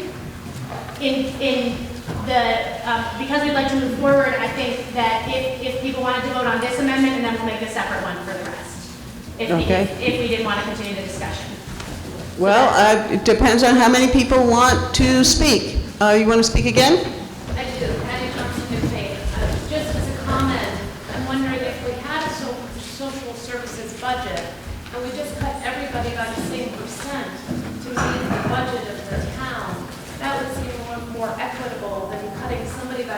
50%, somebody got 100%, somebody got 2%, and raised the numbers. Is there anybody who wants to speak to that? Okay. Yeah, I agree. I think everybody should get 100% of what they asked for. I think right now, nationally, everybody who's hurting the most in this country is getting more stuff taken away from us. So we can be part of that trend, or we can be part of a different trend. Even if we restored every penny to everyone that asked for this, it's around $15,000. There's around 1,500 people, so that's $10 for everybody in town. So, you know, if you've got kids, it might be $50. I don't know. Is that really that unreasonable? For the sake of, do we care enough about our culture and our people that we're willing to pony up a little dough, or is money more important than people? This blows my mind. You know, Southern Vermont, the community, whatever they are, civets, you know, they're about business, and they're getting $3,500, and you know they have a value, but and their value is rarely sort of questioned because they're the big world, they're the world of money and investment. But when you come down to the world of people that are sucking wind, that's when we're all pretty quick to like, let's just take a little off. Let's just take a little. I think that's unconscionable. I think that we can afford funding these services, and we can look at ourselves with, you know, pride in the mirror instead of like crawling under a rock and just being another bunch of people that don't really are willing to give what needs to be given. This is a time of crisis, so I think we should step up. Yeah.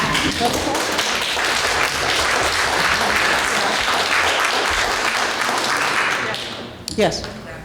So, I'm Shelley Huber. I'm on the select board. In one aspect, we do have to run this town as a business. We have to make payroll. We have to pay for equipment. There's a lot of cost associated with it. We also have to keep the budget low enough so that it's affordable in taxes for everyone. Otherwise, we won't have a town because people will be fleeing here. So we as a board made a decision on the special appropriations based on several different criteria. And we went over it and went over it and went over it. So we did our best to bring the values that we all have and to represent you all. Not just a few of you, but in general. We have to look at the entire town. How are we going to survive? The average age in Newfane is 55 years old. Average age. How many people are ready to retire? How many are already retired? How many people are living on investments or their Social Security?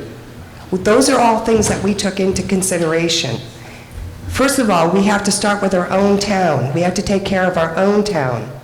If we have extra money, then we can go and we can give to others. That's how I think a lot of us were raised. We want to be generous. We can be generous from our own pockets, if that's the point, that you feel so compelled. But as a town, we have to make fiscal decisions. The bottom line is the town has to exist and have good roads, good services, good employees. So those were why we made decisions the way we made them.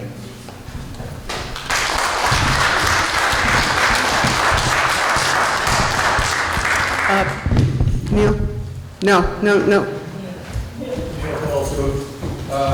We have an amendment on the floor, correct? We have an amendment on the floor. That is correct. I don't think the amendment speaks to the larger issue. I call the question. The question to vote on the amendment has been called. Is there a second? Second. Okay, this will end debate. It's been called and seconded. We have to vote, and it has to pass by 2/3. I'm going to try it.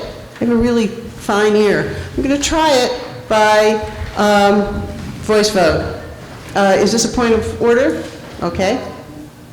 Procedural? Is it a procedural question? It's about, This is to end debate. There's a motion on the floor that has been moved and seconded to end discussion of the amendment to Article 6 regarding $500 to Groundworks Collaborative. The maker of the motion has suggested that if we got this motion off the floor, we could put another motion on the floor to the larger question. Is that correct? I don't want to put words in your mouth. That's the issue. So I'm going to follow procedures to keep this legal. This is what I am supposed to do, which is make this legal so we don't have to come back and do it again. Okay?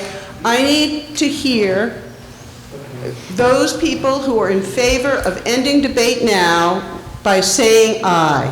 Aye. And those opposed to ending debate now, please say nay. That's 2/3 aye in favor of ending debate, okay?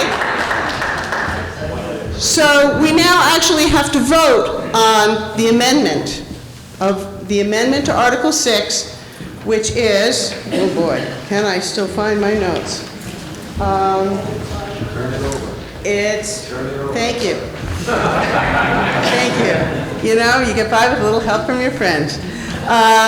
The amendment to Article 6 that you are now being asked to vote on is changing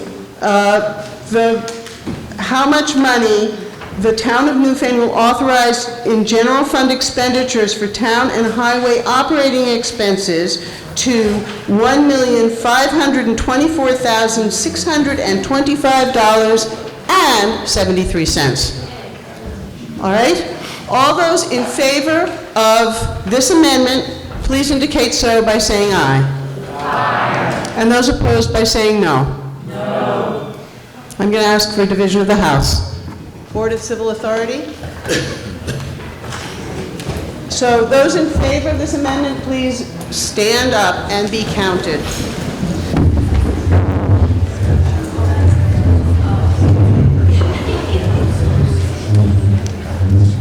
Yes.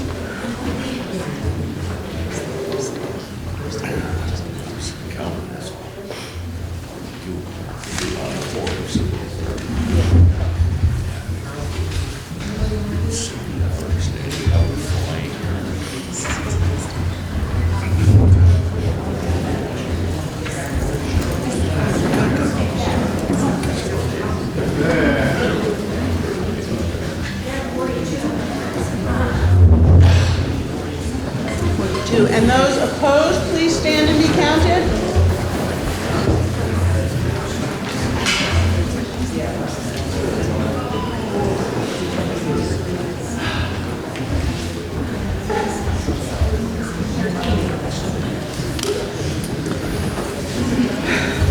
The amendment to Article 6, there are 42 ayes and 13 nays. The amendment passes. So Article 6 now reads, shall the voters of Newfane authorize general fund expenditures for town and highway operating expenses of $1,524,625.73, of which $1,216,000, is this right? Does this number have to change too? Give that to me slowly. Okay, of which $1,216,978.73 shall be raised by taxes and $307,647 by non-tax revenues. Is there any further discussion? Is this discussion on Article 6 as amended? That's all we can talk about. Oh, no, we can talk about other things. We can't. You have a new amendment? Yes. All right. I just better write this down.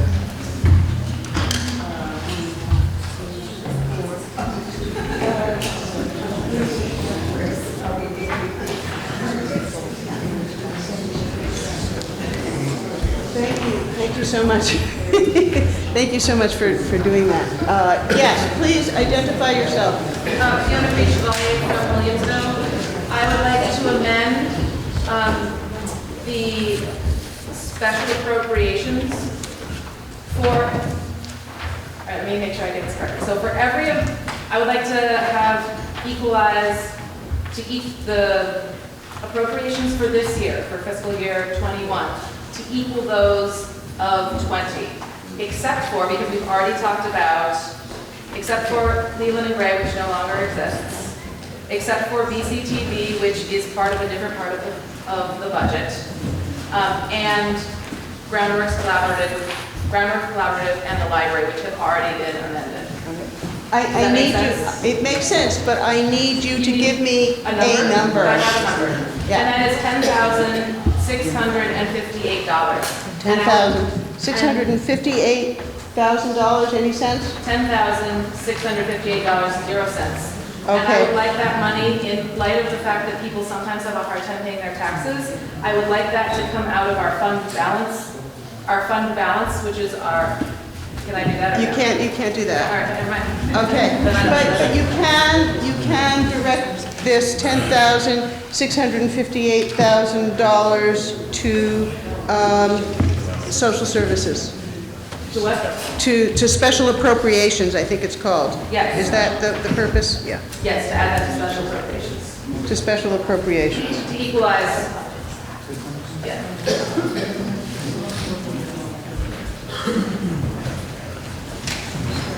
I'm going to try doing this again. We're still on Article 6. This is a new amendment, our third. And after today, you will all be experts at amending articles and maybe even remember for next year, okay? So, the amendment is to add $10,658,000 $10,658 to special appropriations, so that I'm going to wait for my tabulator to give me my numbers. She's wearing out her phone. Okay. Article 6, the amendment to Article 6 reads, shall the town of Newfane authorize general fund expenditures for town and highway operating expenses of $1,535,283.73, of which $1,227,636.73 shall be raised by taxes and $307,647 by non-tax revenues. Is there any discussion on this amendment? And I'm going to limit everybody to speaking only twice. And so that's it. There you go. You want to speak? Go ahead. Of course, I would like to have a list of each one of the changes that are being proposed, which each, so, and it fits everyone maybe after the prior. I know that Newfane New had gotten $2,000 previously, and they have not been doing the summer concerts, and they haven't been as active as they were. They've lost a number of members. That's one. Two, the very last article is a request from Vermont Disaster Animal Response Team to be a special appropriation. And how does that get added? And you go to the very end, and we've done all this work on special appropriations, and then there's one at the end. That's the way it is written now. I'd like to point out to you that there is a list on page 9 of the list that you asked for is on page 9. And I believe this budget that has been, this amendment that has been proposed is the same as, did you do budgeted fiscal 2019 or actual fiscal 2019 in your calculations? Budget fiscal year 20. So if you look at the first column, budget fiscal year 2019, and you look at that with the adjustments that we have already made to Groundworks Collaborative and More Free Library, that's the list that you wanted. With respect, the one thing I did not add to that was the Leland and Gray Ed Foundation. Because Okay. that was for the Leland and Gray district, which no longer exists. Okay, so it's less than $1,000 Yes. for the Leland and Gray Ed Foundation, and, just a minute, I would like to tell you procedurally, you can amend the amendment. You would like to change the amendment by $2,000 so that it's $8,658,000. And that would make these numbers, I think I can even do this. It would now read,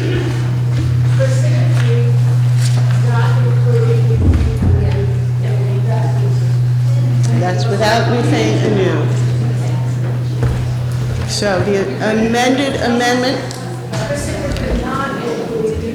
is taking out $2,000 for Newfane anew.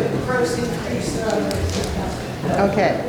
So the amendment to Article 6 would change the article, the amendment to the amendment would change, we are changing the amendment now from $1,535,283.73 to $1,533,283.73, of which, just a minute, I have to add this, right? $1,229,636.73 would be raised by taxes. I just would like a check from the treasurer. Did I get that right? Oh, yeah. So taking $2,000 out, take it out of one and add it to the other. Excuse me? Oh, I'm sorry, I'm ahead of us. There is a motion to amend the amendment, and it does need to be seconded before, are you seconding it? No, we can't even talk about it. Chris Campany has seconded it. Thank you very much for that, and again, I depend on you when things get complicated. Yeah, so we're not going to talk until we have the actual numbers, okay? And I'm wondering if there's someone here who could fill my water bottle for me.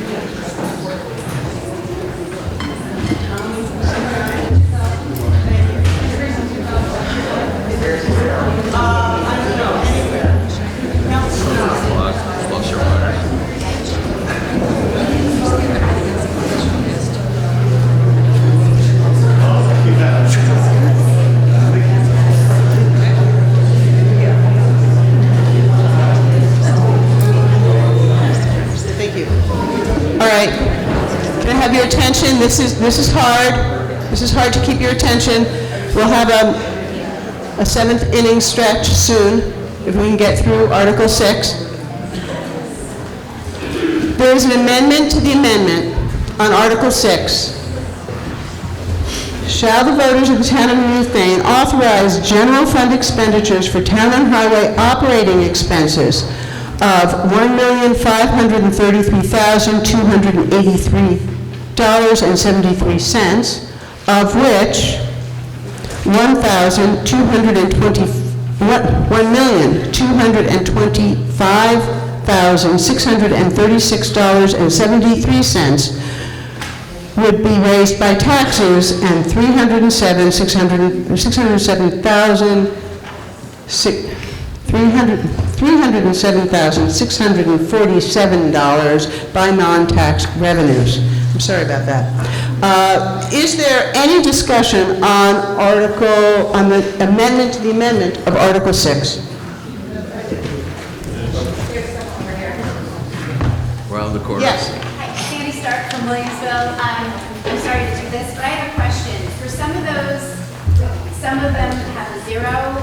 Were they people that organizations that didn't? Because if an organization didn't want any money and we're giving them, I'm just curious about the zero column, the zeros in that column, just to clarify why they're there. Okay. Is there someone who can answer that? Thank you. Yes, those that were zeroed did not respond or request, so there were criteria that each of the appropriations went through. If it's a zero, the organization did not request in writing or write a letter requesting a certain amount, what they've done. Many of the letters, as you can see in the book, they were very grateful. They got it in on time. They made a request. Some of them we couldn't fill all the way, but those that did show up in writing or in person, but we didn't have any of those, were acknowledged.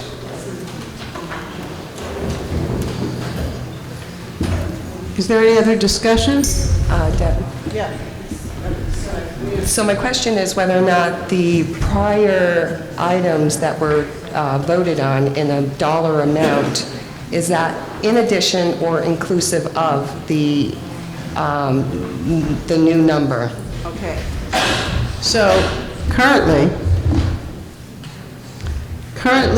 we have already passed additional special appropriations of $714. That is already done. Correct? With me? This is, there's an amendment to increase, there's an amendment to increase the amount of special appropriations by $10,000, and that amendment has been amended to decrease it by $2,000, with a net gain of $8,000. That's where we are right now, and that's what we can talk about. Does anybody want to say anything? Patty? I do want to say something. We voted these people in office. They've done the best they can given what they were given and the information. They were all humanitarians. We all want the best for everybody. But as a voter, having voted the select board in the office, people that are making decisions, I defer to them. Thank you.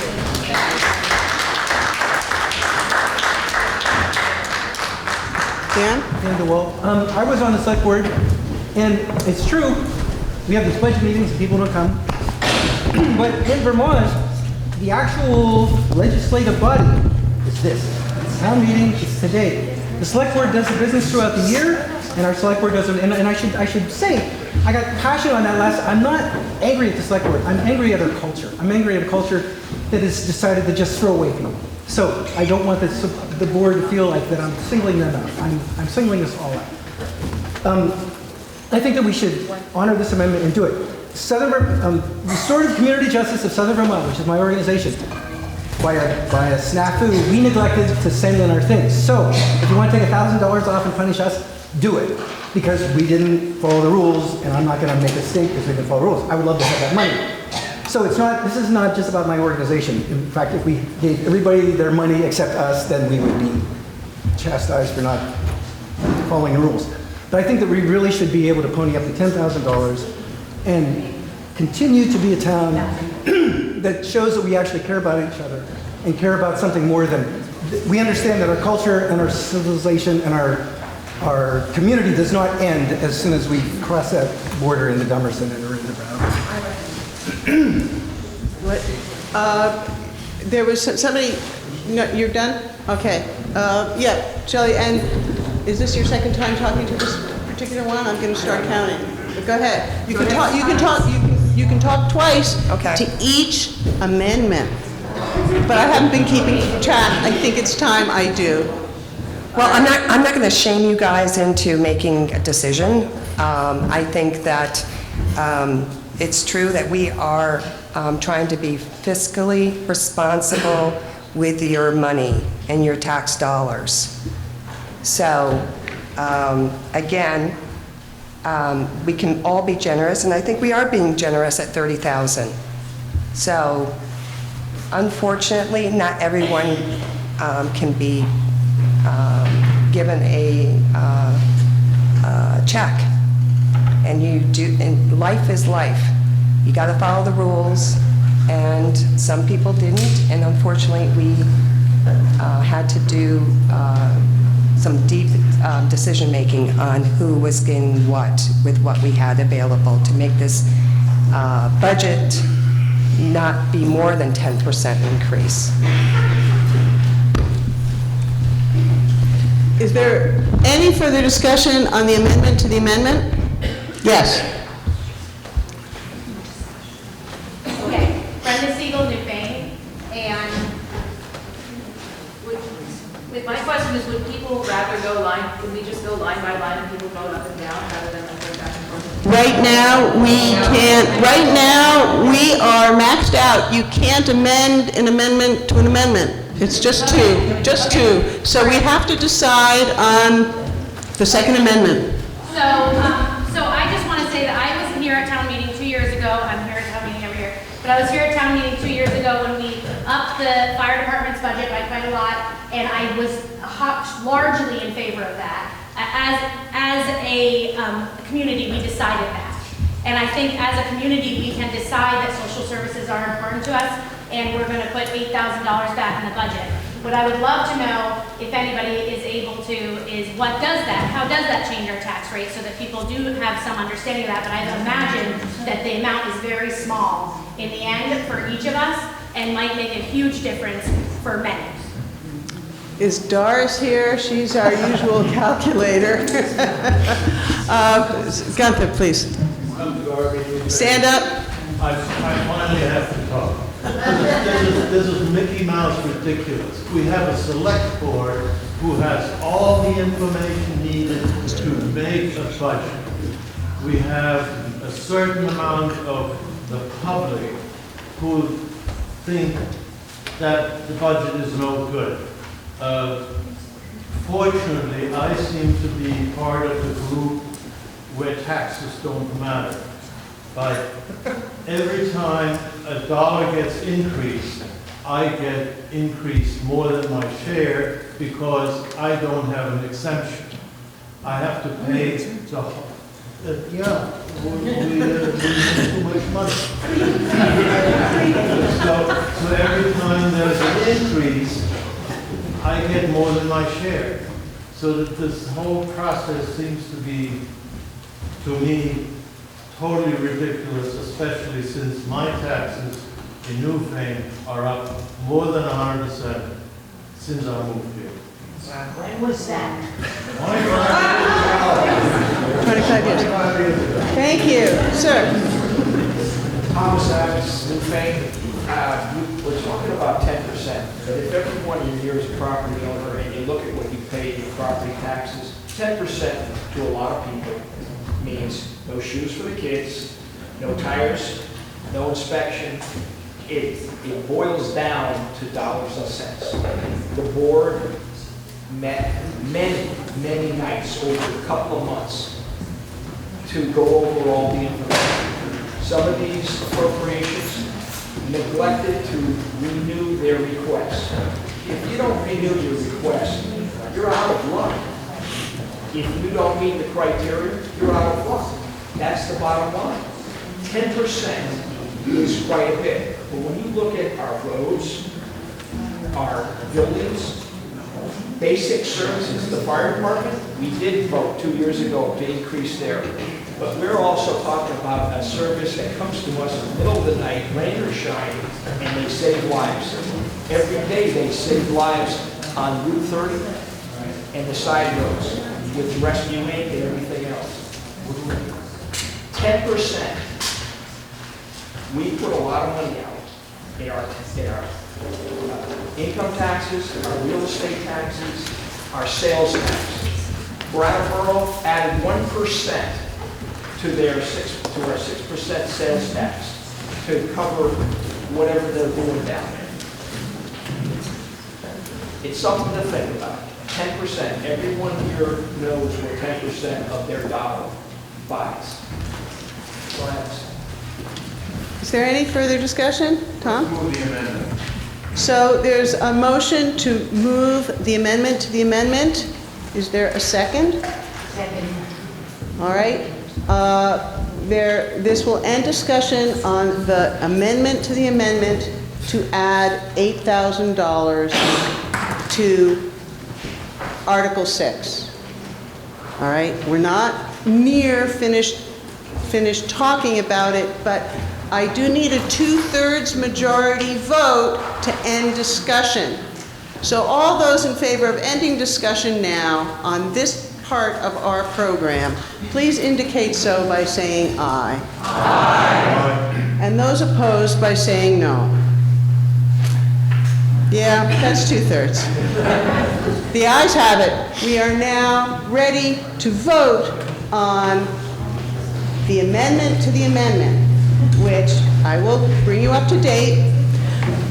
It is a net result of adding $8,000 to our currently amended Article 6. These are the numbers. Article 6. Shall the voters of the town of Newfane authorize fund expenditures for town and highway operating expenses of $1,533,283.73, of which $1,225,636.73 will be raised by taxes and $307,647 by non-tax revenues. All in favor of passing the amendment to this amendment to the amendment, please indicate so by saying aye. Aye. And those opposed by saying no. No. I'm going to ask for a division of the House. I don't want to be responsible for this. Please.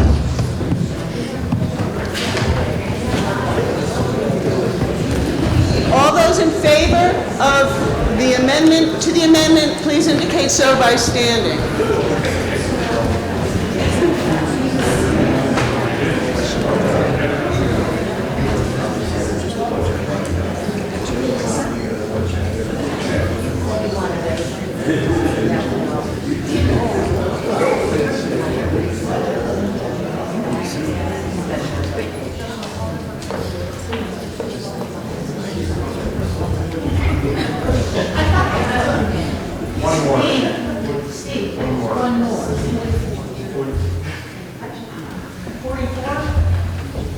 And thank you. All those opposed to the amendment?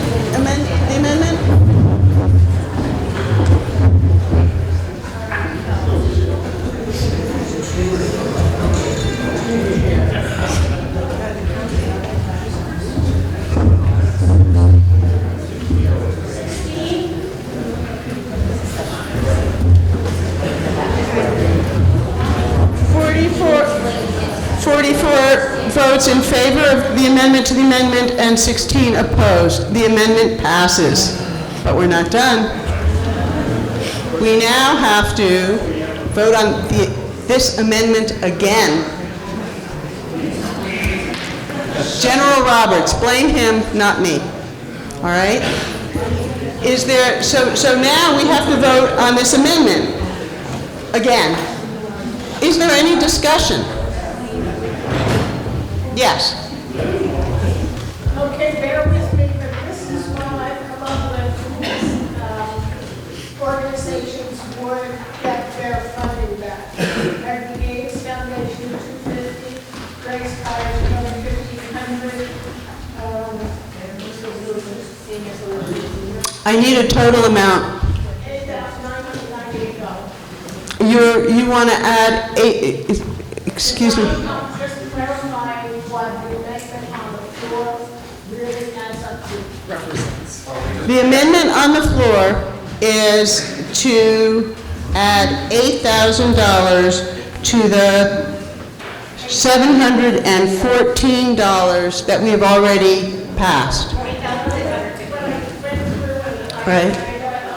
Yeah.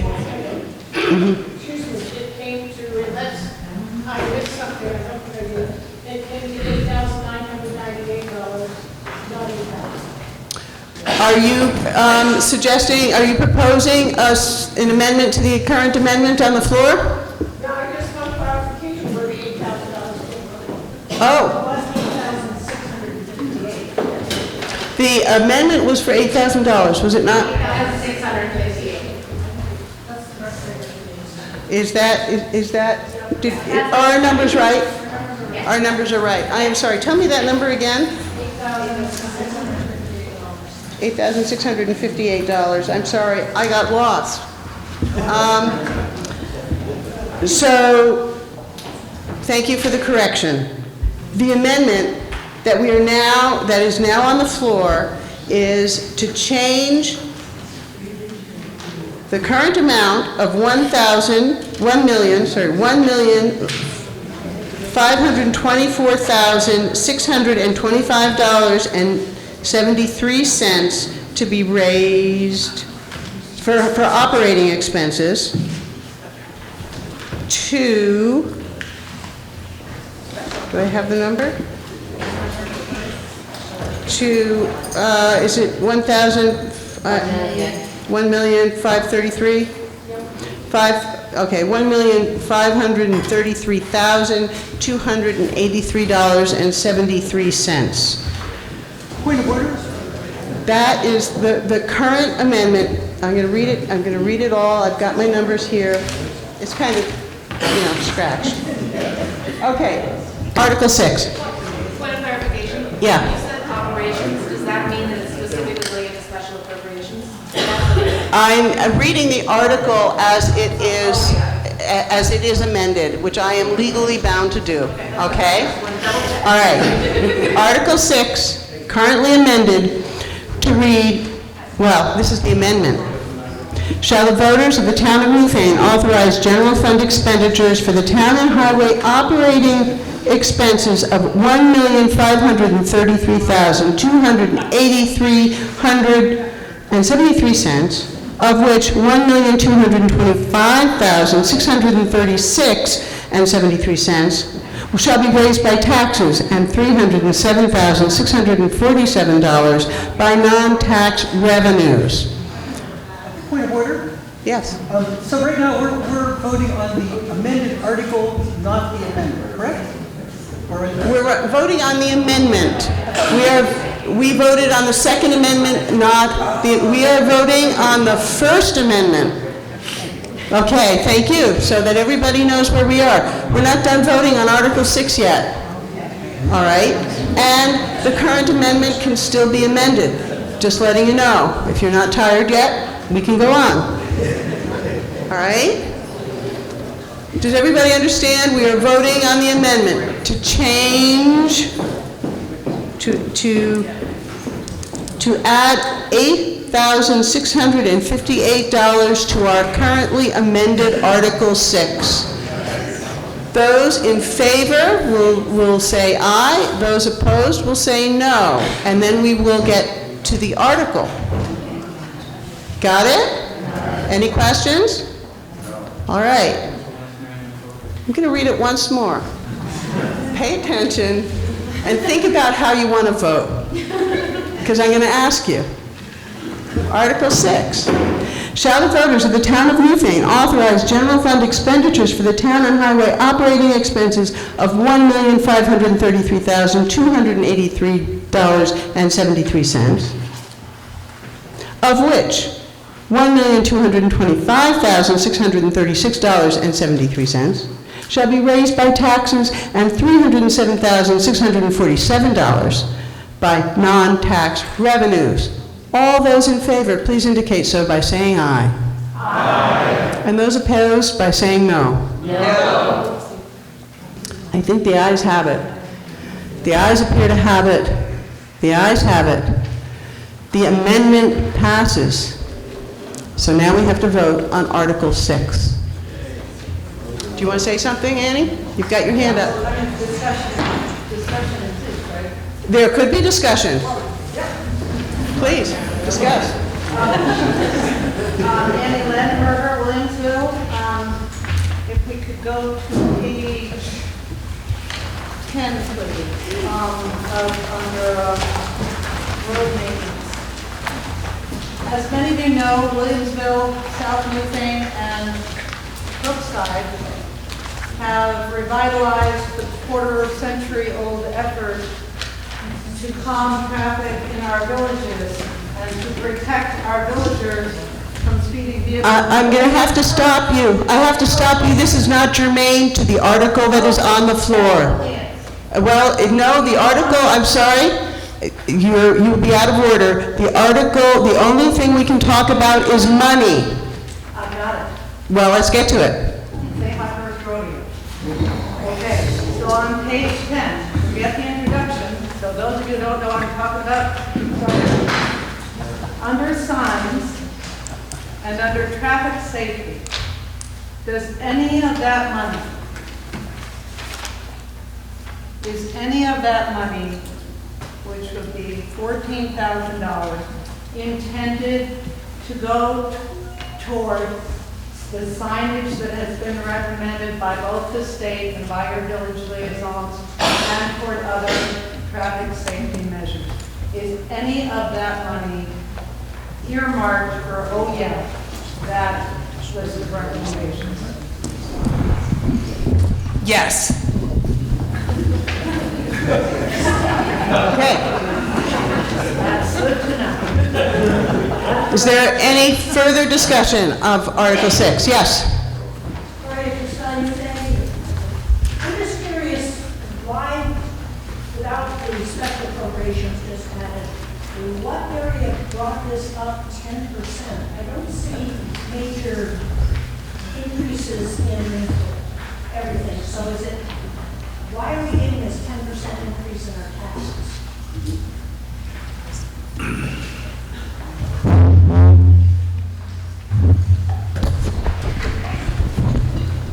I think we'll have to wait a while to find out what the,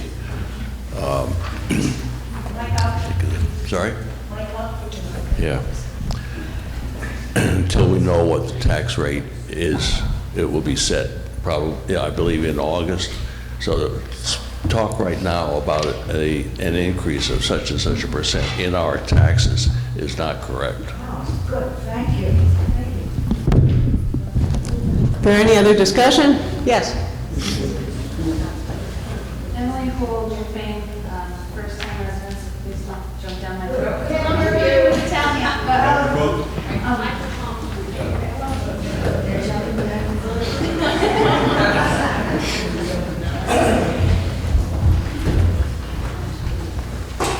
Sure.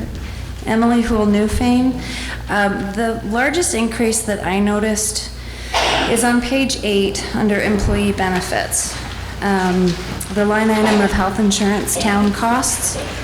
There's an increase there of $38,000. I work in finance, so I'm not oblivious to the fact that insurance costs never go down, and there was a huge increase where I work as well. I'm wondering, what is our policy? Do any of our town employees pay a portion of their health insurance? Is it all paid for by the town? Just, I'm asking for education more than anything.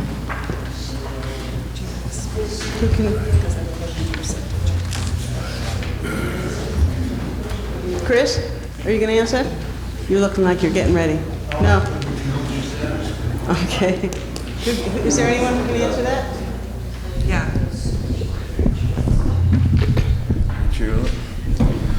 Yeah, on the increase, what they do, years ago when the Obamacare come into the insurance thing, we had a level funded at $78,000. It used to be the employees paid 20% of the cost, and the town paid 80. So we level funded 100% at that. So we went with that, and then as it kept increasing, what they pay on now is 20% of the increase. So from the 78, it was 100% funded, and then all the increases just keep going up, and now the employees pay 20% of every time it goes up. So they're all, I mean, I don't know exactly the numbers, what it is, what they're paying, but you know, it's a good deal for everybody. The insurance is expensive, and it just keeps going up every year. I can't see that from here. Does that answer your question? Yeah, yeah. Jim Schaefer, just answering Gloria's question in a general way of the 10% rise.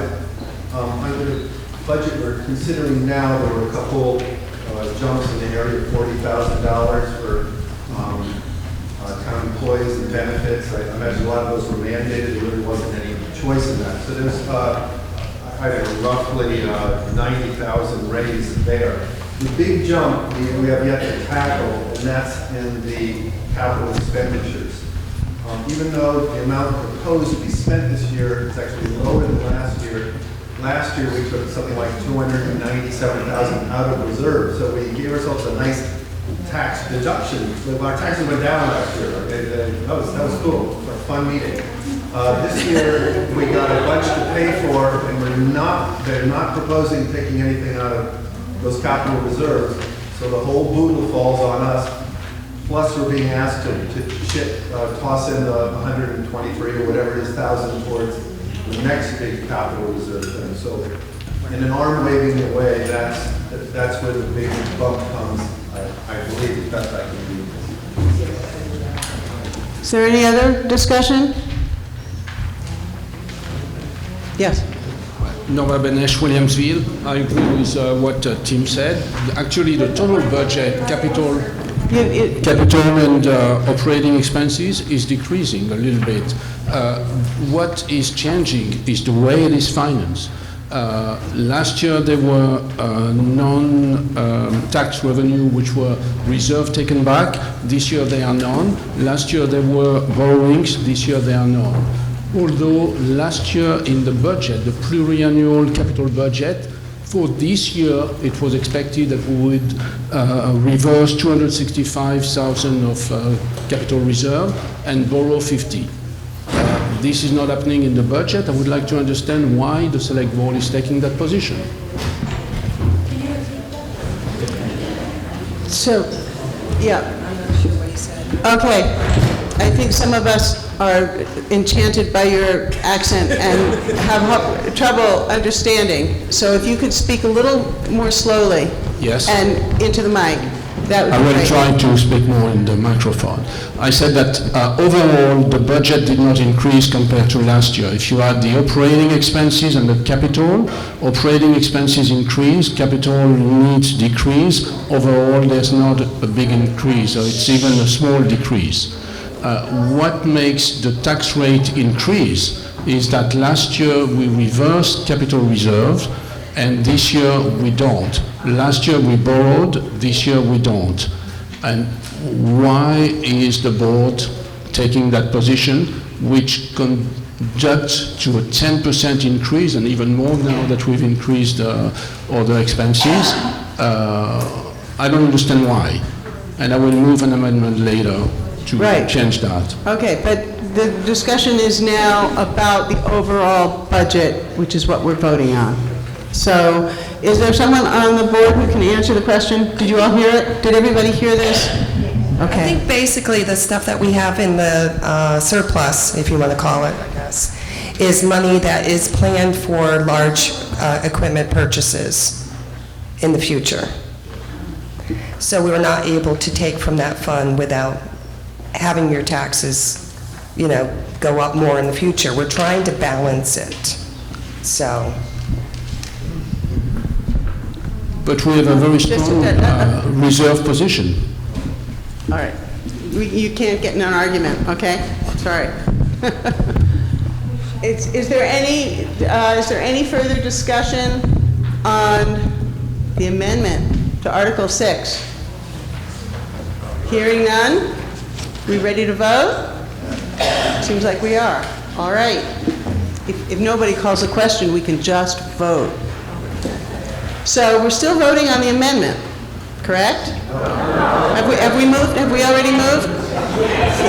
I'm glad somebody is paying attention. This matters. This vote, all the votes matters, but this vote will put Article 6 to bed one way or another. If you vote in favor of it, it will put it to bed as follows. Shall the voters of the town of Newfane authorize general fund expenditures for the town and highway operating expenses of $1,533,283.73, of which $1,225,636.73 shall be raised by taxes and $307,647 by non-tax revenues. All those in favor of Article 6 as I just read it, please indicate so by saying aye. Aye. And those opposed by saying no. No. The ayes appear to have it. The ayes have it. Article 6 as amended passes. All right. I invite everybody to take a 5-minute break. We will be back, but get up and stretch.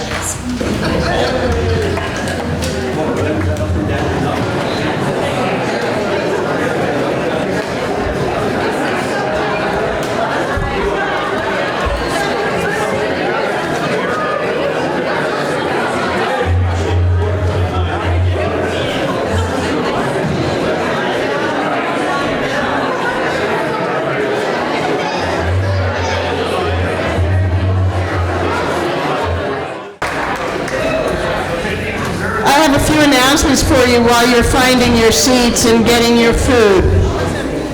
On Sunday, March 29th, the 6th annual West River Railroad Soup Fest and Silent Auction will take place.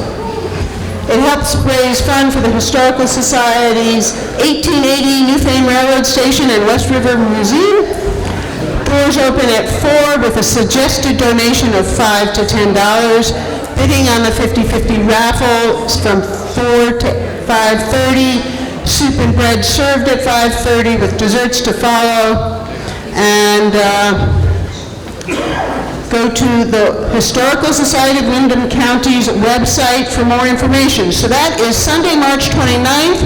Looking ahead to May 2nd, which is a Saturday, or the days preceding that, Saturday and Sunday.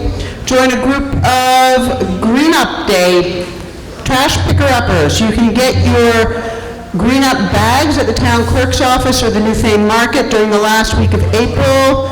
You are encouraged to clean as a family, a group of friends, or by yourself.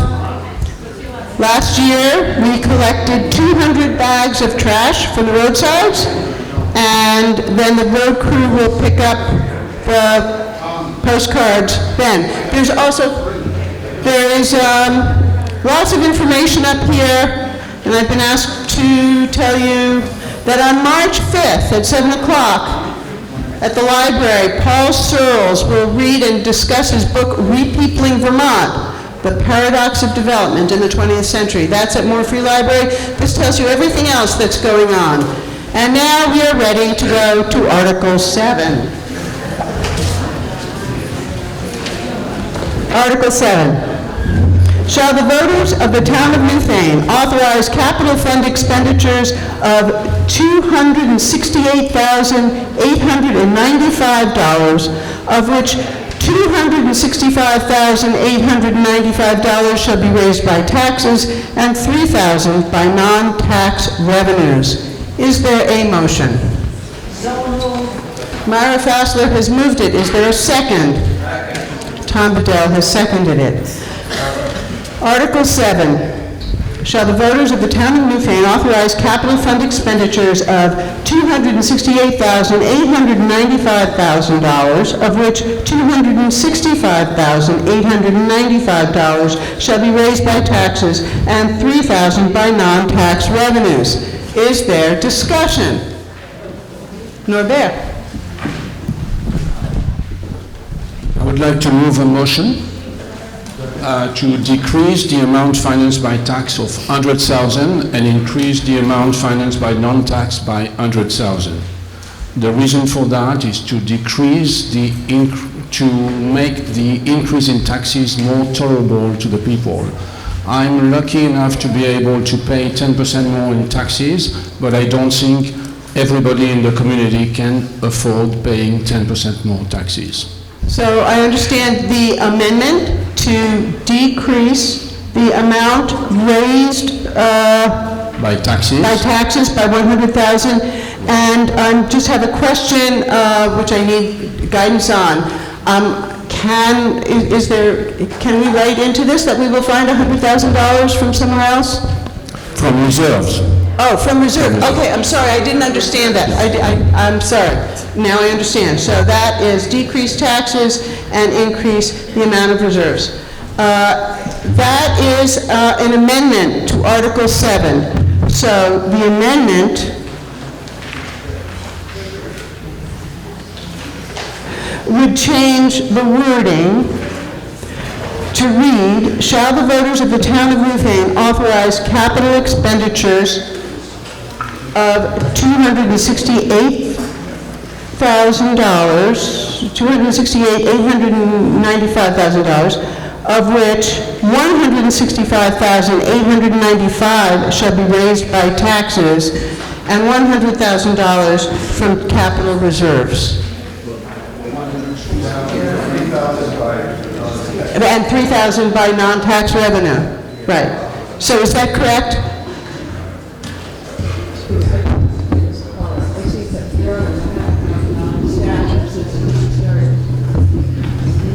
All right. There, that's better. All right.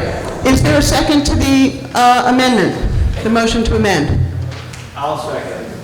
That's Ken McFadden has seconded it. And so this motion has been moved and seconded. We can now discuss, shall the voters of the town of Newfane authorize capital fund expenditures of $268,895,000, of which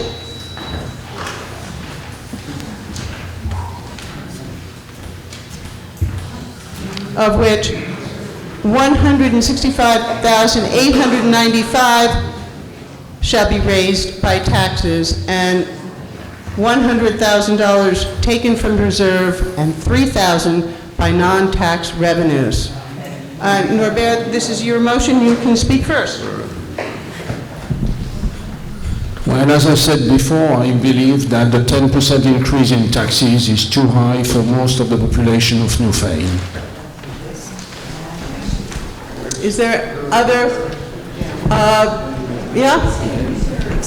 Eric Welch, Newfane, I understand that the reason why the capital reserve is being built up is so that we can make anticipated expenses, particularly for the road department, and that if we take money out of the capital reserve now, that means that we have to borrow later, so that although it's a short-term decrease in taxes for the individual taxpayer, I think it's going to result in a longer-term increase, and also having us pay interest on loans that we're servicing rather than using our own money that we put into capital reserve. So I think it's a wise long-term solution to pay taxes for that rather than taking money out of the capital reserve.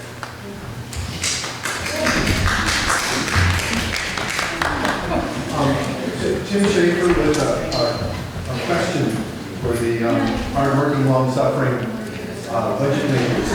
On page 14, it says that as of 6/30/2019, the capital reserve fund was at $568,000 and change. And looking at the proposed budgets, this year and next two, this year and 2022 and 2023, there's no capital reserves anticipated being used. So I just wonder, out there beyond 2024 or something, what are we anticipating that we're saving up this big boodle of money for? I'm going to have Jay Wilson speak to that. Jay? Yeah, please. So the whole purpose of a capital fund is to make the taxes more even. So if you put money into it every year and don't touch it, when we need to pay for the Arch Bridge, the money's there, we don't have to go borrow. That's a big expense that's coming next year. And our portion is between $175,000 and $275,000. When we go to buy a piece of equipment, when we buy a new piece of equipment, if we start putting aside a small amount of money for the 10 years when a truck gets replaced, when that truck is due to be replaced, the money's there, you pay for it, there's no loan. The way it's been going, the money just kept coming out. So it was like taking money out of your savings account and then the next year sticking it back in. We don't gain anything. So we have the sand salt shed, which is a mandate that's coming down on us to keep our sand under cover because of the salt that's in it. And we have wetlands so close to the garage. We had to set money aside for that. That's an expense that's going to be coming up. And right now there's money to pay for 80% of it from grants. So that's why we're doing that. So we're not creating a fee in the county's money to fund our future purchases, so the taxes can stay more level. And the way it's been being done previously, pulling that money out was never getting that. We've been putting money aside for a grader. There's no money there because every year it's pulled back out. So by actually funding it and leaving the money there, we'll eventually be able to make purchases and all our loans will be gone. We won't have loans every year. So that's the purpose behind the capital fund. And the town adopted it years ago, but it's never been fully implemented correctly. And Jay Wilson is the head of our road crew, correct? Yeah, just so you know.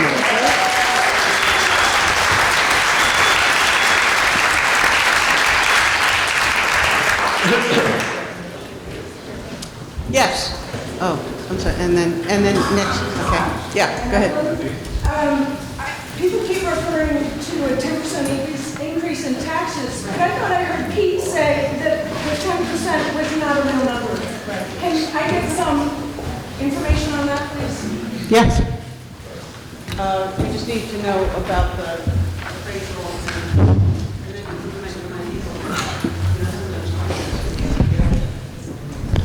Far from being an expert on this, the equalized grand list which is set has an effect on the taxes as they are set later in the year. So until the grand list is set and the taxes do come out, we won't really know what kind of an increase we'll have. You still look puzzled. Did that answer your question? Okay, good. I would like to. Just make a note. A quick note. A quick note. Don't forget, you got school taxes, and they're going up. So as you're figuring out your budget and our budget, consider that. I'd like to recognize Chris Campion. Just a note on reserves. In my day job, I'm the executive director of Wyndham Regional Commission. Federal funds available for towns are not going to be going up. State funds available for towns are not going to be going up. Matches, cash match for that municipalities are required to pay. The access grants are probably only going to be going up. And so I would look at this as not only just good planning for equipment that you've got to replace, but it also enables the town to make its own choices about what it wants to do, when it needs to do them. Because it's awful to be in a situation where everything that you want to do, you just go, is there a grant for that? Is there a grant for that? A lot of times there's not. And then the cost of actually getting that grant money and administering that grant money is pretty expensive. So I just think it's a good policy to maintain those reserves, do this capital planning, looking as far ahead in the future as we can possibly afford, because eventually we'll probably need to spend it. Thank you. Is there any other discussion? Just a minute. Mike, you looked like you were thinking about speaking. Mike Mayor, Williamsville. Just dovetailing on your question, 10% is coming from somewhere. Pete's saying we don't know. Where does the 10% come from if we don't know? Tim Chafee or Norberry, you want to explain this? I know you both know it. Well, the 10% is calculated based on the provisional grant list. The grant list is only finalized in July, something like that. So until we know the final number of the grant list, we don't know what is the increase of the tax rate. But what we know is that the taxes to be raised increase by 10%. So unless the grant list improves dramatically, the tax rate will increase by some 10%. And do we have any reason to believe that the grant list will increase? It depends on how many people have improved their houses, added additions, built new, new buildings. How many? Yeah. Yeah. But basically year on year it increases by 1%. So that the impact which was already figured out in the report and which gave rise to 10% increase in taxes. Does that answer your question, Mike? Okay. Is everybody following that? All right, is there any further discussion on Article 7 as amended? Can I add something? Yeah, but this is going to be your last time. I just wanted to mention that we have more than $1 million in cash in bank. We have 1,148,000 based on the June 30th financial statements audited. That's page 63 in the audit report. So we have a very strong position. We have 1 million in bank, 1,100,000 in bank, and we have $700,000 in debt. Did you say page 63? In the audit? Yeah. Does anybody have any further comment? This was June 30th. I'm wondering if there have been big bills paid since then?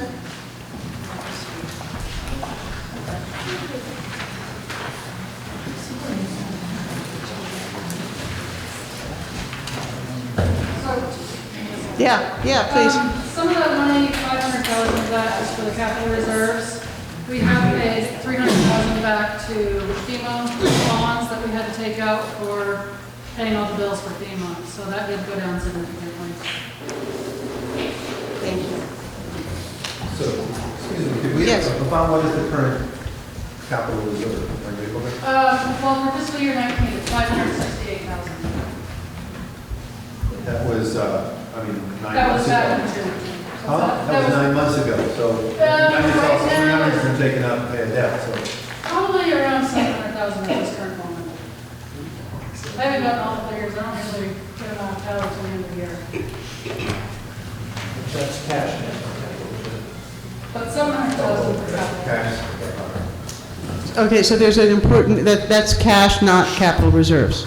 Capital reserves, well, in the capital fund itself, there's about 700,000.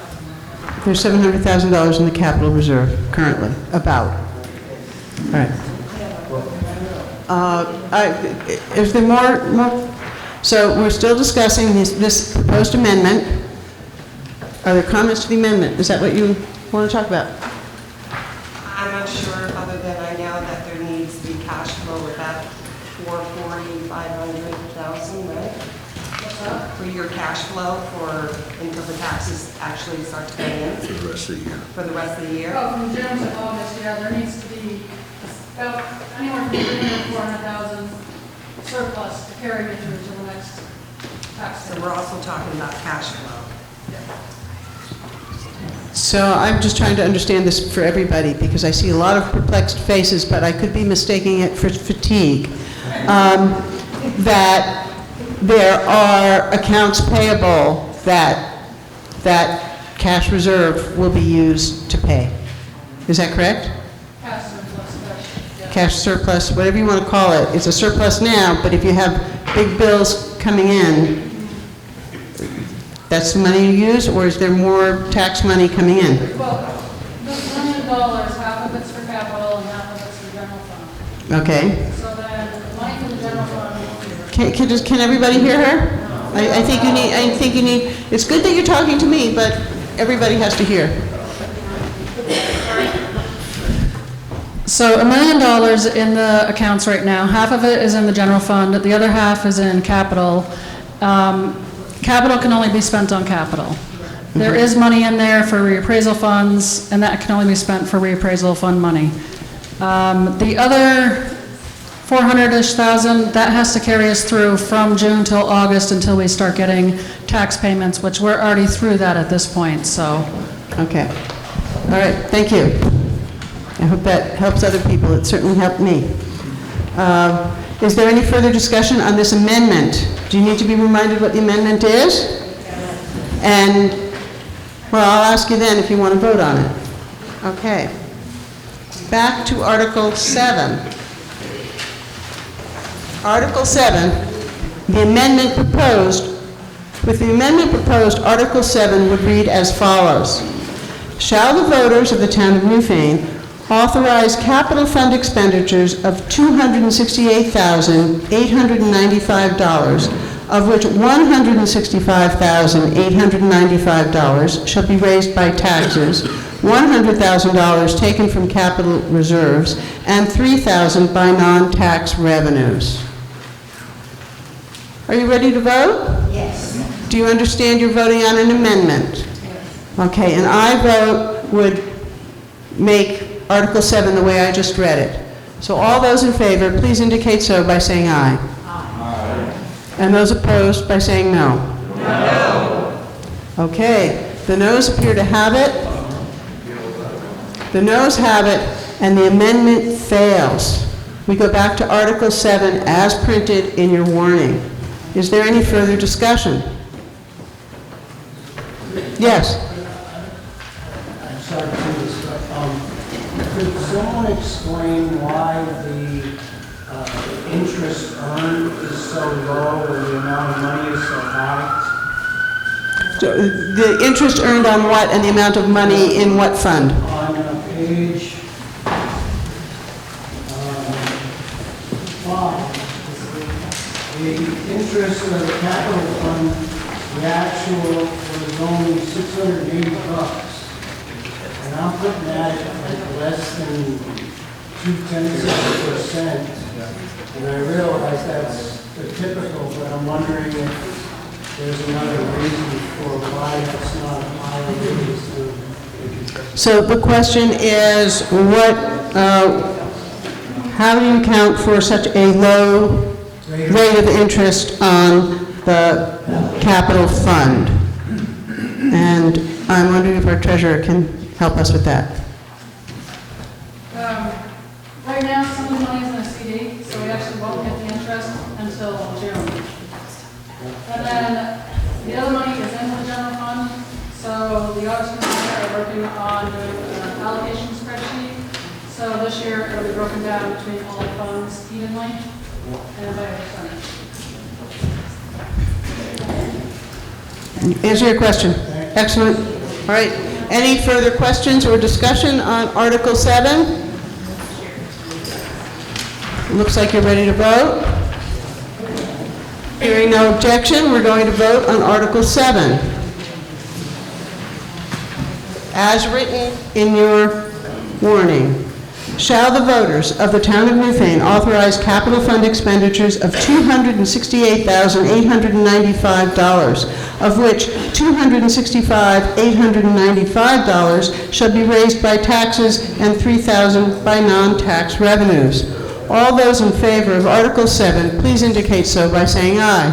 Aye. And those opposed by saying no. The ayes appear to have it. The ayes have it, and Article 7 passes. Article 8.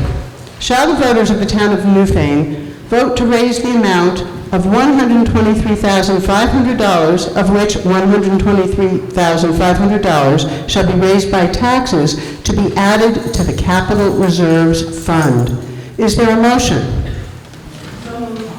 And is there a second? It looks like Gunther Garvey has seconded it. Is that correct, Gunther? Yes. All right. So it has been moved and seconded. We are now on Article 8. Shall the voters of the town of Newfane vote to raise the amount of $123,500, of which $123,500 shall be raised by taxes to be added to the capital reserves fund? Is there any discussion?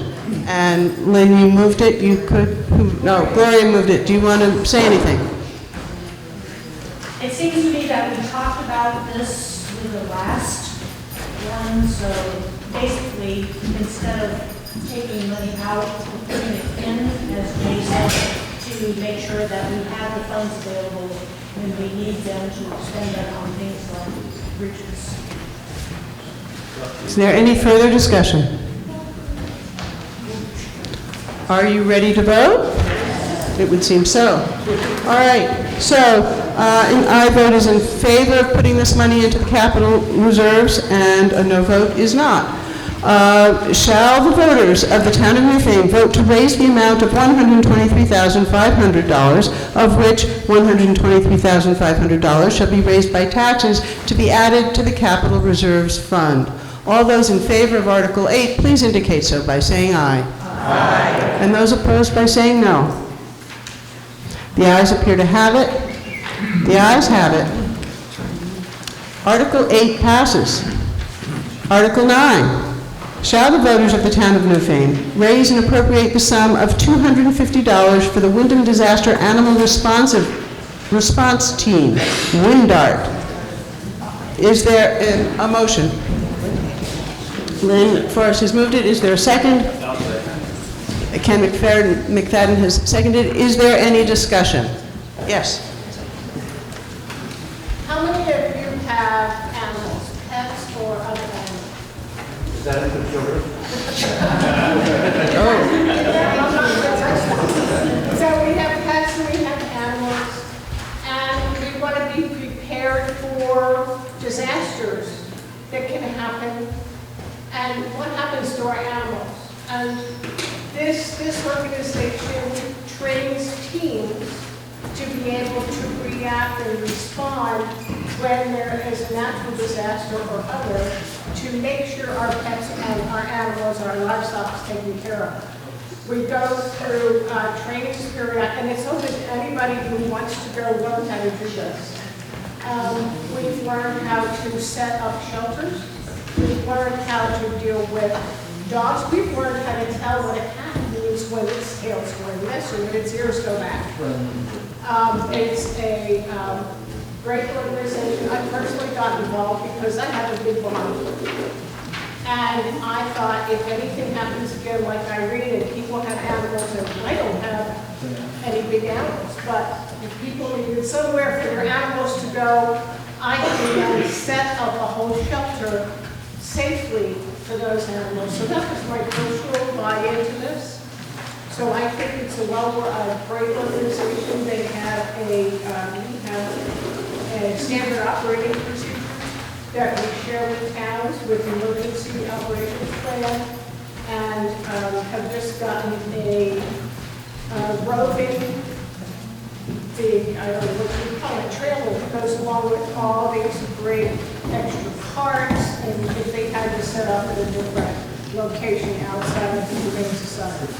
So I appreciate you allocating the $250, and I don't know what that bottom number is. General fund study is going to have help. So I guess it would be to amend Article 6. No. It's just...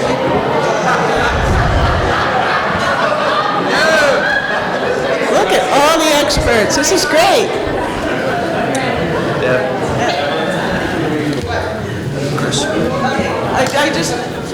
This is a separate article. Everything else before this is done. Yeah, Chris. So just on the human side of this, when there are disasters, some people will not evacuate their homes or otherwise leave if they don't know what's going to happen to their pets, especially if they're being told that at the human shelters they can't take the pets. So that's the human side of this, is actually facilitating the pet care so people will feel more comfortable about their animal children, and will be more likely to actually do what they need to do in the time of disaster. So that's the human side of the equation. Yes, Lindsay. Lindsay from Newfane. I just wanted a little clarification on specifically what the money gets spent on. Is it like training or facilities or whatever? And then also, how many people do you currently have involved in this? And if people want to get involved, who do they contact? So many questions. I know funds have been used for training. I know they're used for cages, and I don't know how many, because when I've gone, there have been different people that have responded. Ballpark? Maybe 30, 40, something like that. Do you know? We have an automatic response.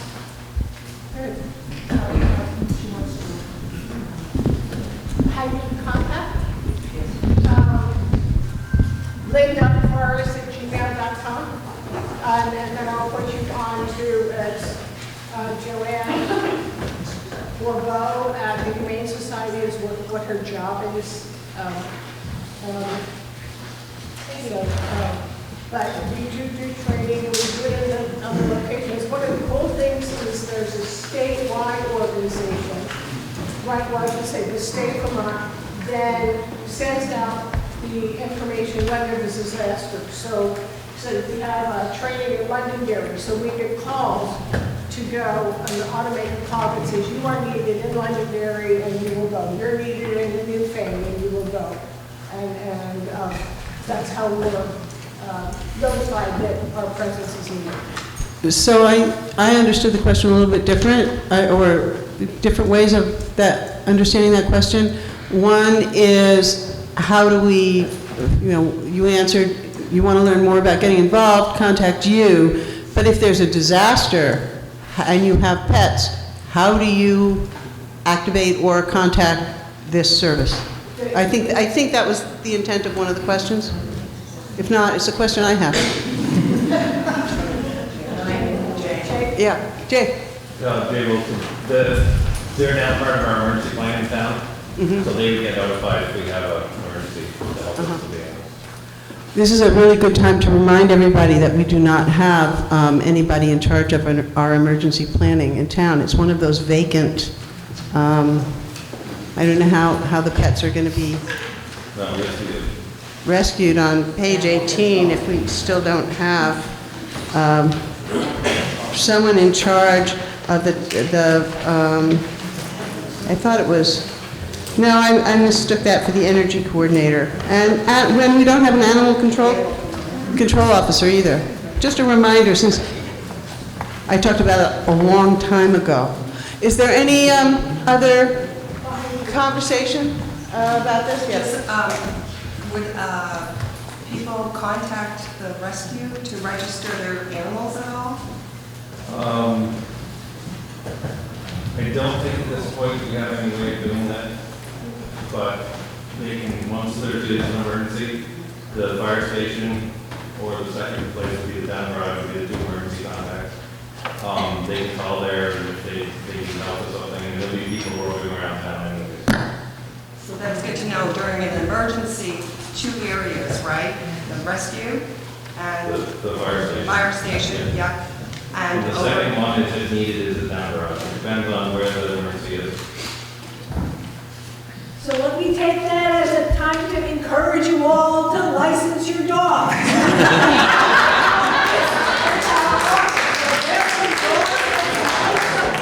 You'll know you have a dog that needs rescuing if you've licensed your dog. Good idea. And you only have 27 days before the price goes up. So, yeah. Just a point of information, the communication that came requesting these funds has been filed under kitty letter.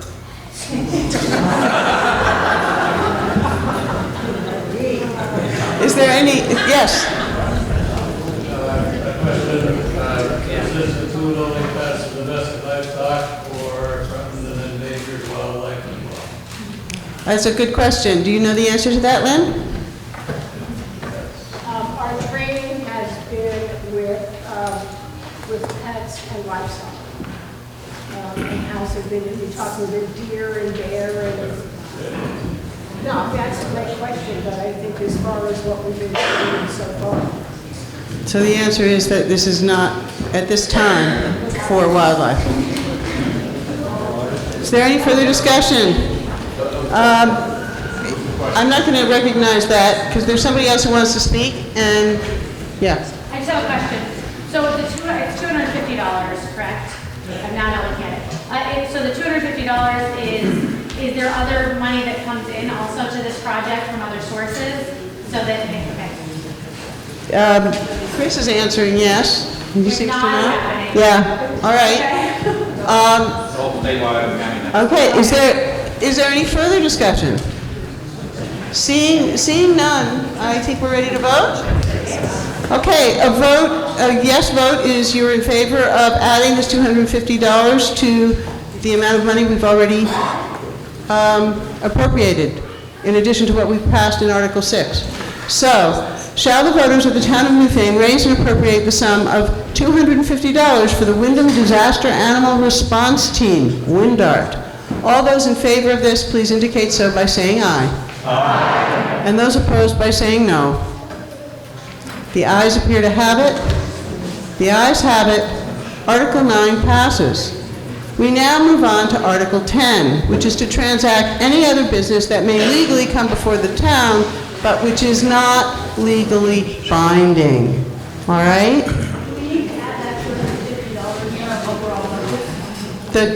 No, we don't. I made a mistake. Okay. Chris? I just have something. Please tell everybody who you are. Christopher Grappy from Williamsville.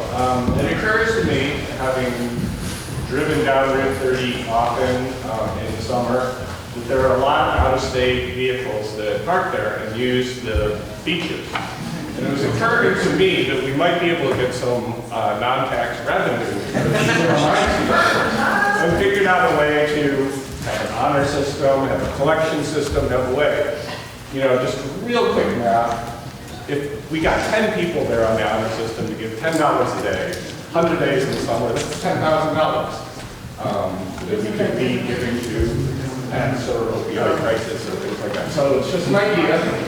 Perhaps we form an exploratory committee to form a beach group or something, but I think there's an income possibility there, especially since it's mostly out-of-state payment. It has been pointed out that that's in the town of Thomaston. The area is 2 cars.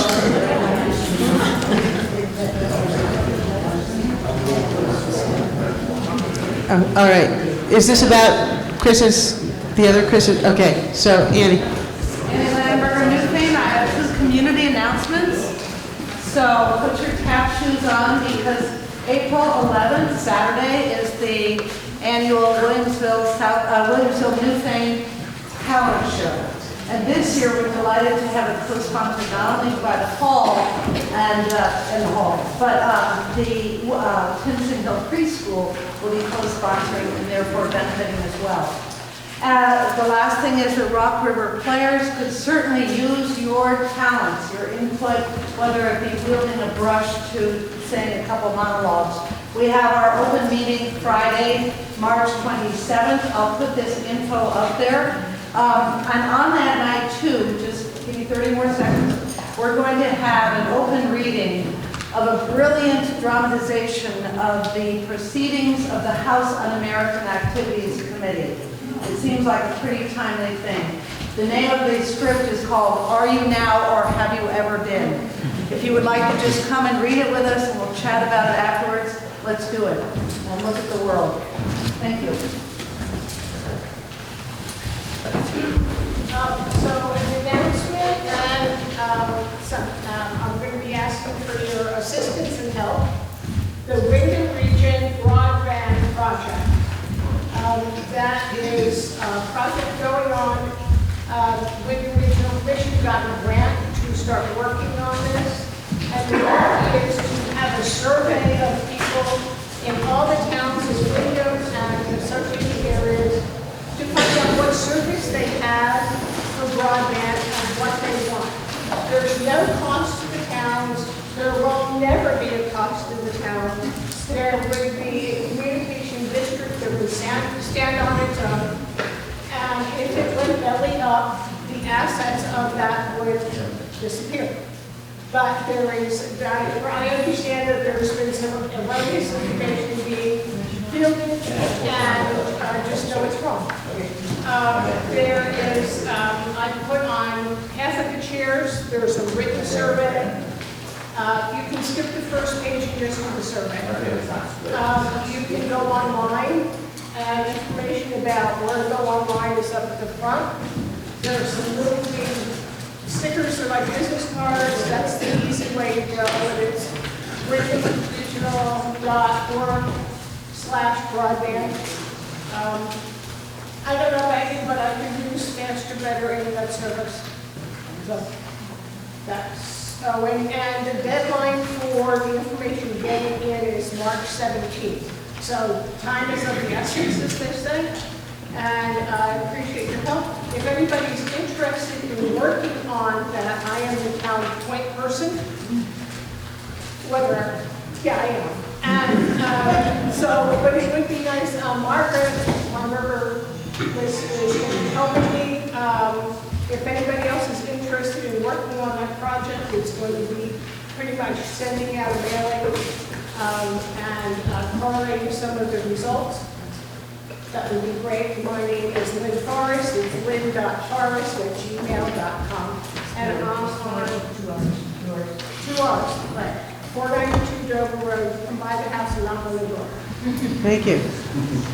Sir, behind, I am collecting surveys today. yeah. Sir, yeah. Marty Cohn from Newfane. Last year, I reported about the pending FCC rule change that was going to adversely impact BCTV, and sadly, that rule change came into effect. It passed, which means that there's going to be a decrease in funding from Comcast to BCTV.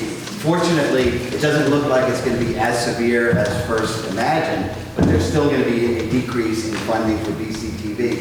We thank the Select Board, not only in Newfane, but in the other 7 service towns, for recognizing that and providing monies in the budget so that we can continue to have meetings like this shown at BCTV, on television, on Channel 8, and also everyone who participates in doing a show on Channel 10. What we're doing now is that we're trying to find other ways to fund BCTV, and we're, for the first time, we're looking to the public for donations. People have been very generous so far, but keep thinking about BCTV and the importance that we do in bringing democracy to everyone else. And on behalf of the board, thank you for all that you've been doing and will continue to do. Thank you. Thank you.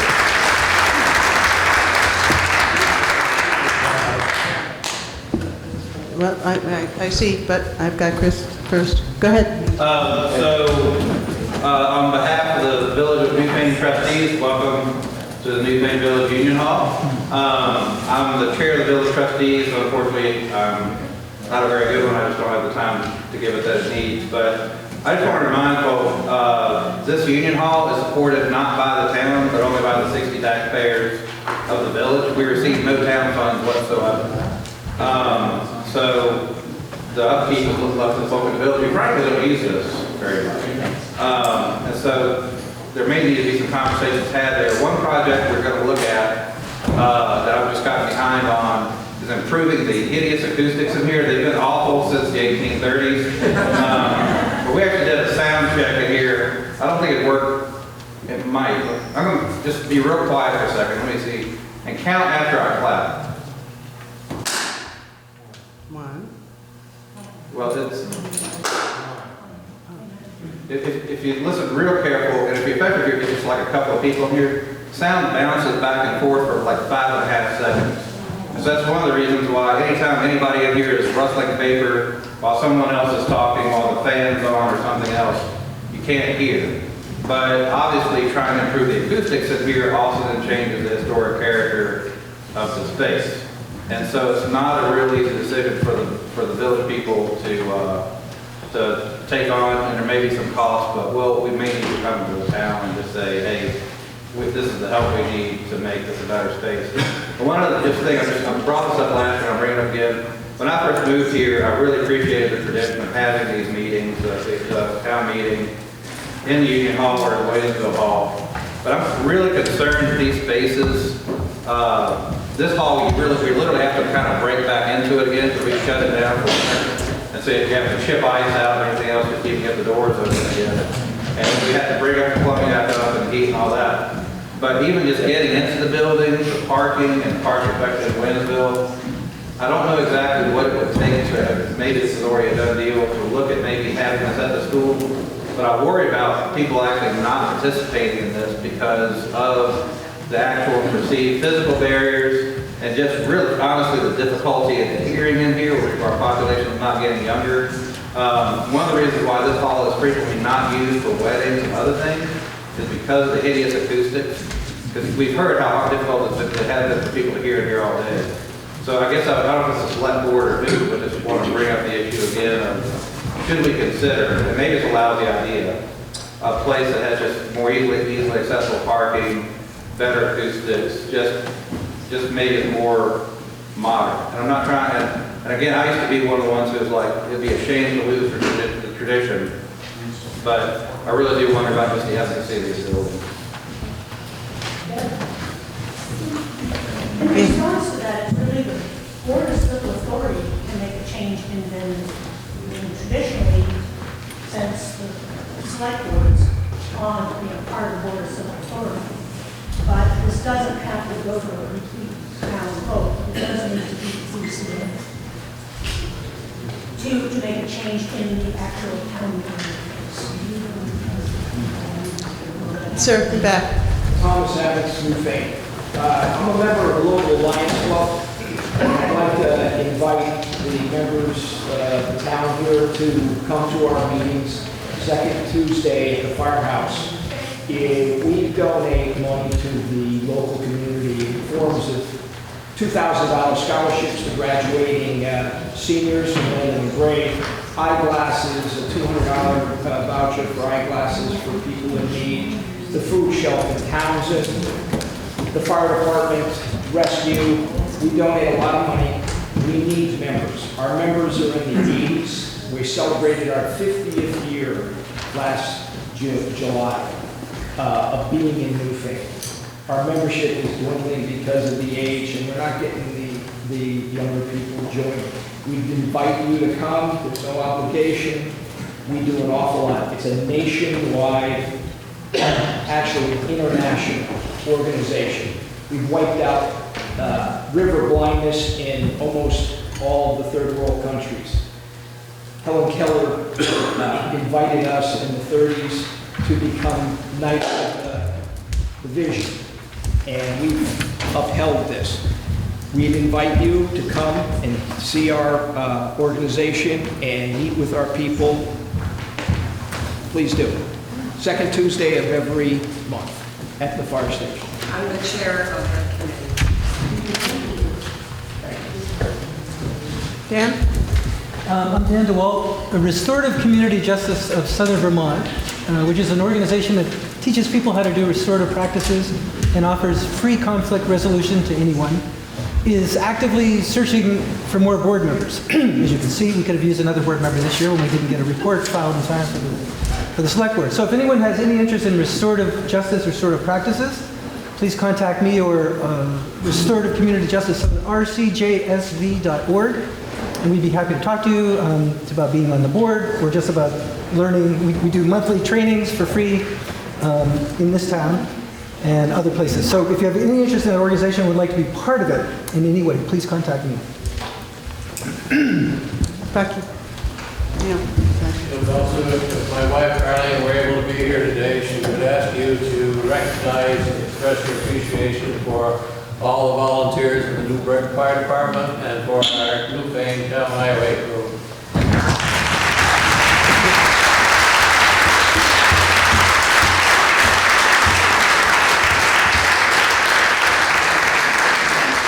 That's often a cue for a motion to adjourn, but I see a few hands. Well, I see Gloria first, and then Steve, and then you. Okay.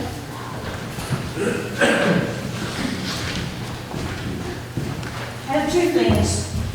I did take on chairing the Green Up Committee, and so I have a postcard here, and I have a list here of previous Green Up people. I'm missing some phone numbers, and I'm missing some email addresses, so if you could check the list, that would be great. If you are new to town, and I see that we have quite a few people, what Green Up Day, and this is our 50th year of Green Up Day, does is, there's a rare few people who decide their beer cans have to go out, their soda cans have to go out, and their cigarette butts. We love to keep Newfane beautiful. So we divided it in my committee, we've gone out and measured how long the roads are. We'd like you to choose what areas you plan to do so that we can make sure that all of Newfane is covered. And then on the bottom of this card, which you can take and mail back to the Green Up Committee, I'm also with the Southeastern Vermont Watershed Alliance. I think I've mentioned that once or twice during this meeting. But we're also taking on a project of adopt a patch to knock back knotweed. Japanese knotweed is spreading throughout Newfane, spreading throughout Windham County. So I'm working with the Nature Museum in Grafton and any kind of a knotweed. But we need people, preferably on your own property, but you know, some of us are getting a little bit older, and you know, your neighbor's property may need to have work done. So if you could volunteer, or at least put your name on the bottom of the card and the appropriate contact information, then as this project gets going, we can do that. On May 18th, the Nature Museum and the Southeastern Vermont Watershed Alliance are doing a conference on Japanese knotweed. So I'll get that information into Front Porch Forum, but please do sign up for that. Thank you.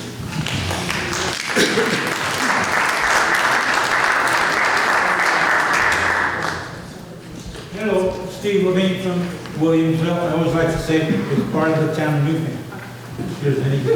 And I'm on the hall committee, and I want to thank everyone. You probably won't read our report on page 92, but in that I say thanks to everyone in the town for supporting capital expenses and ongoing expenses. We really appreciate it. And in return, we've been attempting, and I think succeeding, in having many more events at the hall. We just had a wonderful recital by Dan, piano accompaniment to an amazing silent movie. On March 21st will be our second annual dog show, and that's for real.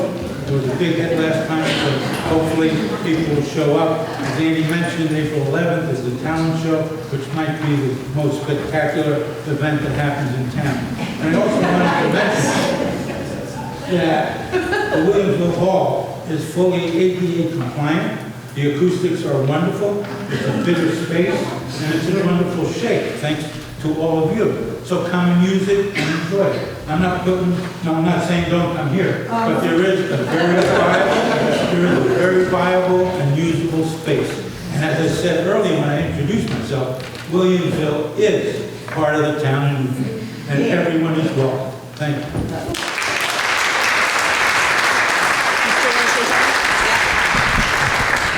So I just wanted to bring it to the town that I am in the process of getting signatures for Gun Rights Sanctuary Township Resolution. It's a resolution for the defense of the right to keep and bear arms. And it's going throughout the state of Vermont. So if you're interested, please see me. I'm looking for signatures. Thank you. Lindsay.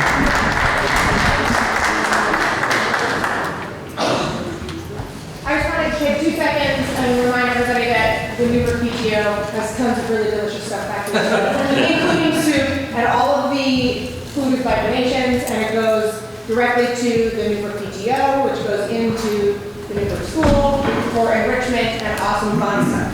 So if you like your kids to do fun stuff, you should come and do it. And speaking of children, I think that we, this year, for the first time, got volunteers to do childcare till 12:15, so the kids might be out on the street now. And I cannot thank Phoebe Connolly and Lindsay Bertram enough for stepping up to make this town meeting possible. Thank you.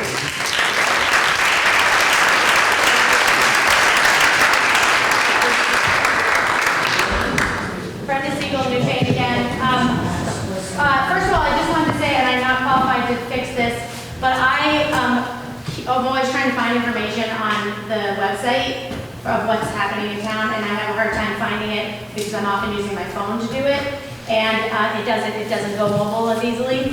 And so I'm happy to come in and help brainstorm. I'm not qualified to actually fix it, but I wanted to just bring that up. And then the other thing is that, and I think if I'm not allowed to do this, let me know. No political campaigning, don't try it. It's not for me. It's not, doesn't matter. Doesn't matter. Absolutely no electioneering. It's just a meeting that's happening in town, is that? I'm going to just say no. Okay. Okay. Hi, sorry. It's okay, it's not a campaign. Doesn't matter. Go ahead. I'm Elizabeth Erickson, and I am the Four Winds Coordinator at Newburgh School. And this is a natural science program that is run by volunteers. People volunteer and teach in the school, the kindergarten to fifth grade. And we really need more volunteers. You know, it's a small commitment, and for each class that you teach, you're trained to do that class, and everything is laid out, all the activities, the games, and the puzzles and stuff we play with the kids is all pre-planned, and it's a really wonderful group of people and a really fun organization. If you like to work with kids outside, this is a perfect thing for you. And so if you'd like to contact me, you can always call the school and they will have my information, but I'm Elizabeth Erickson. Thank you very much.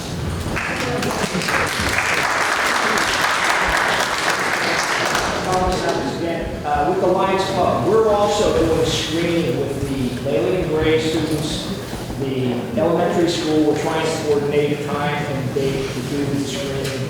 We have them trained on vision testing, equipment for your children. It's very important, I feel, that the younger children get the screening. It catches abnormal problems early on that can be addressed and corrected in their formative years. So this is another thing that we do with the Lions Club, and it's free, all the things. And we're coordinating with the school nurse and Thank you.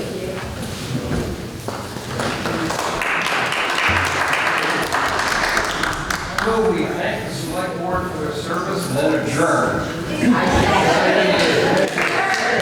There has been a motion to adjourn. It's been seconded. It is not debatable, it's not amendable, and it passes by a simple majority. All those in favor, please indicate so by saying aye. Thank you very much. The meeting is over.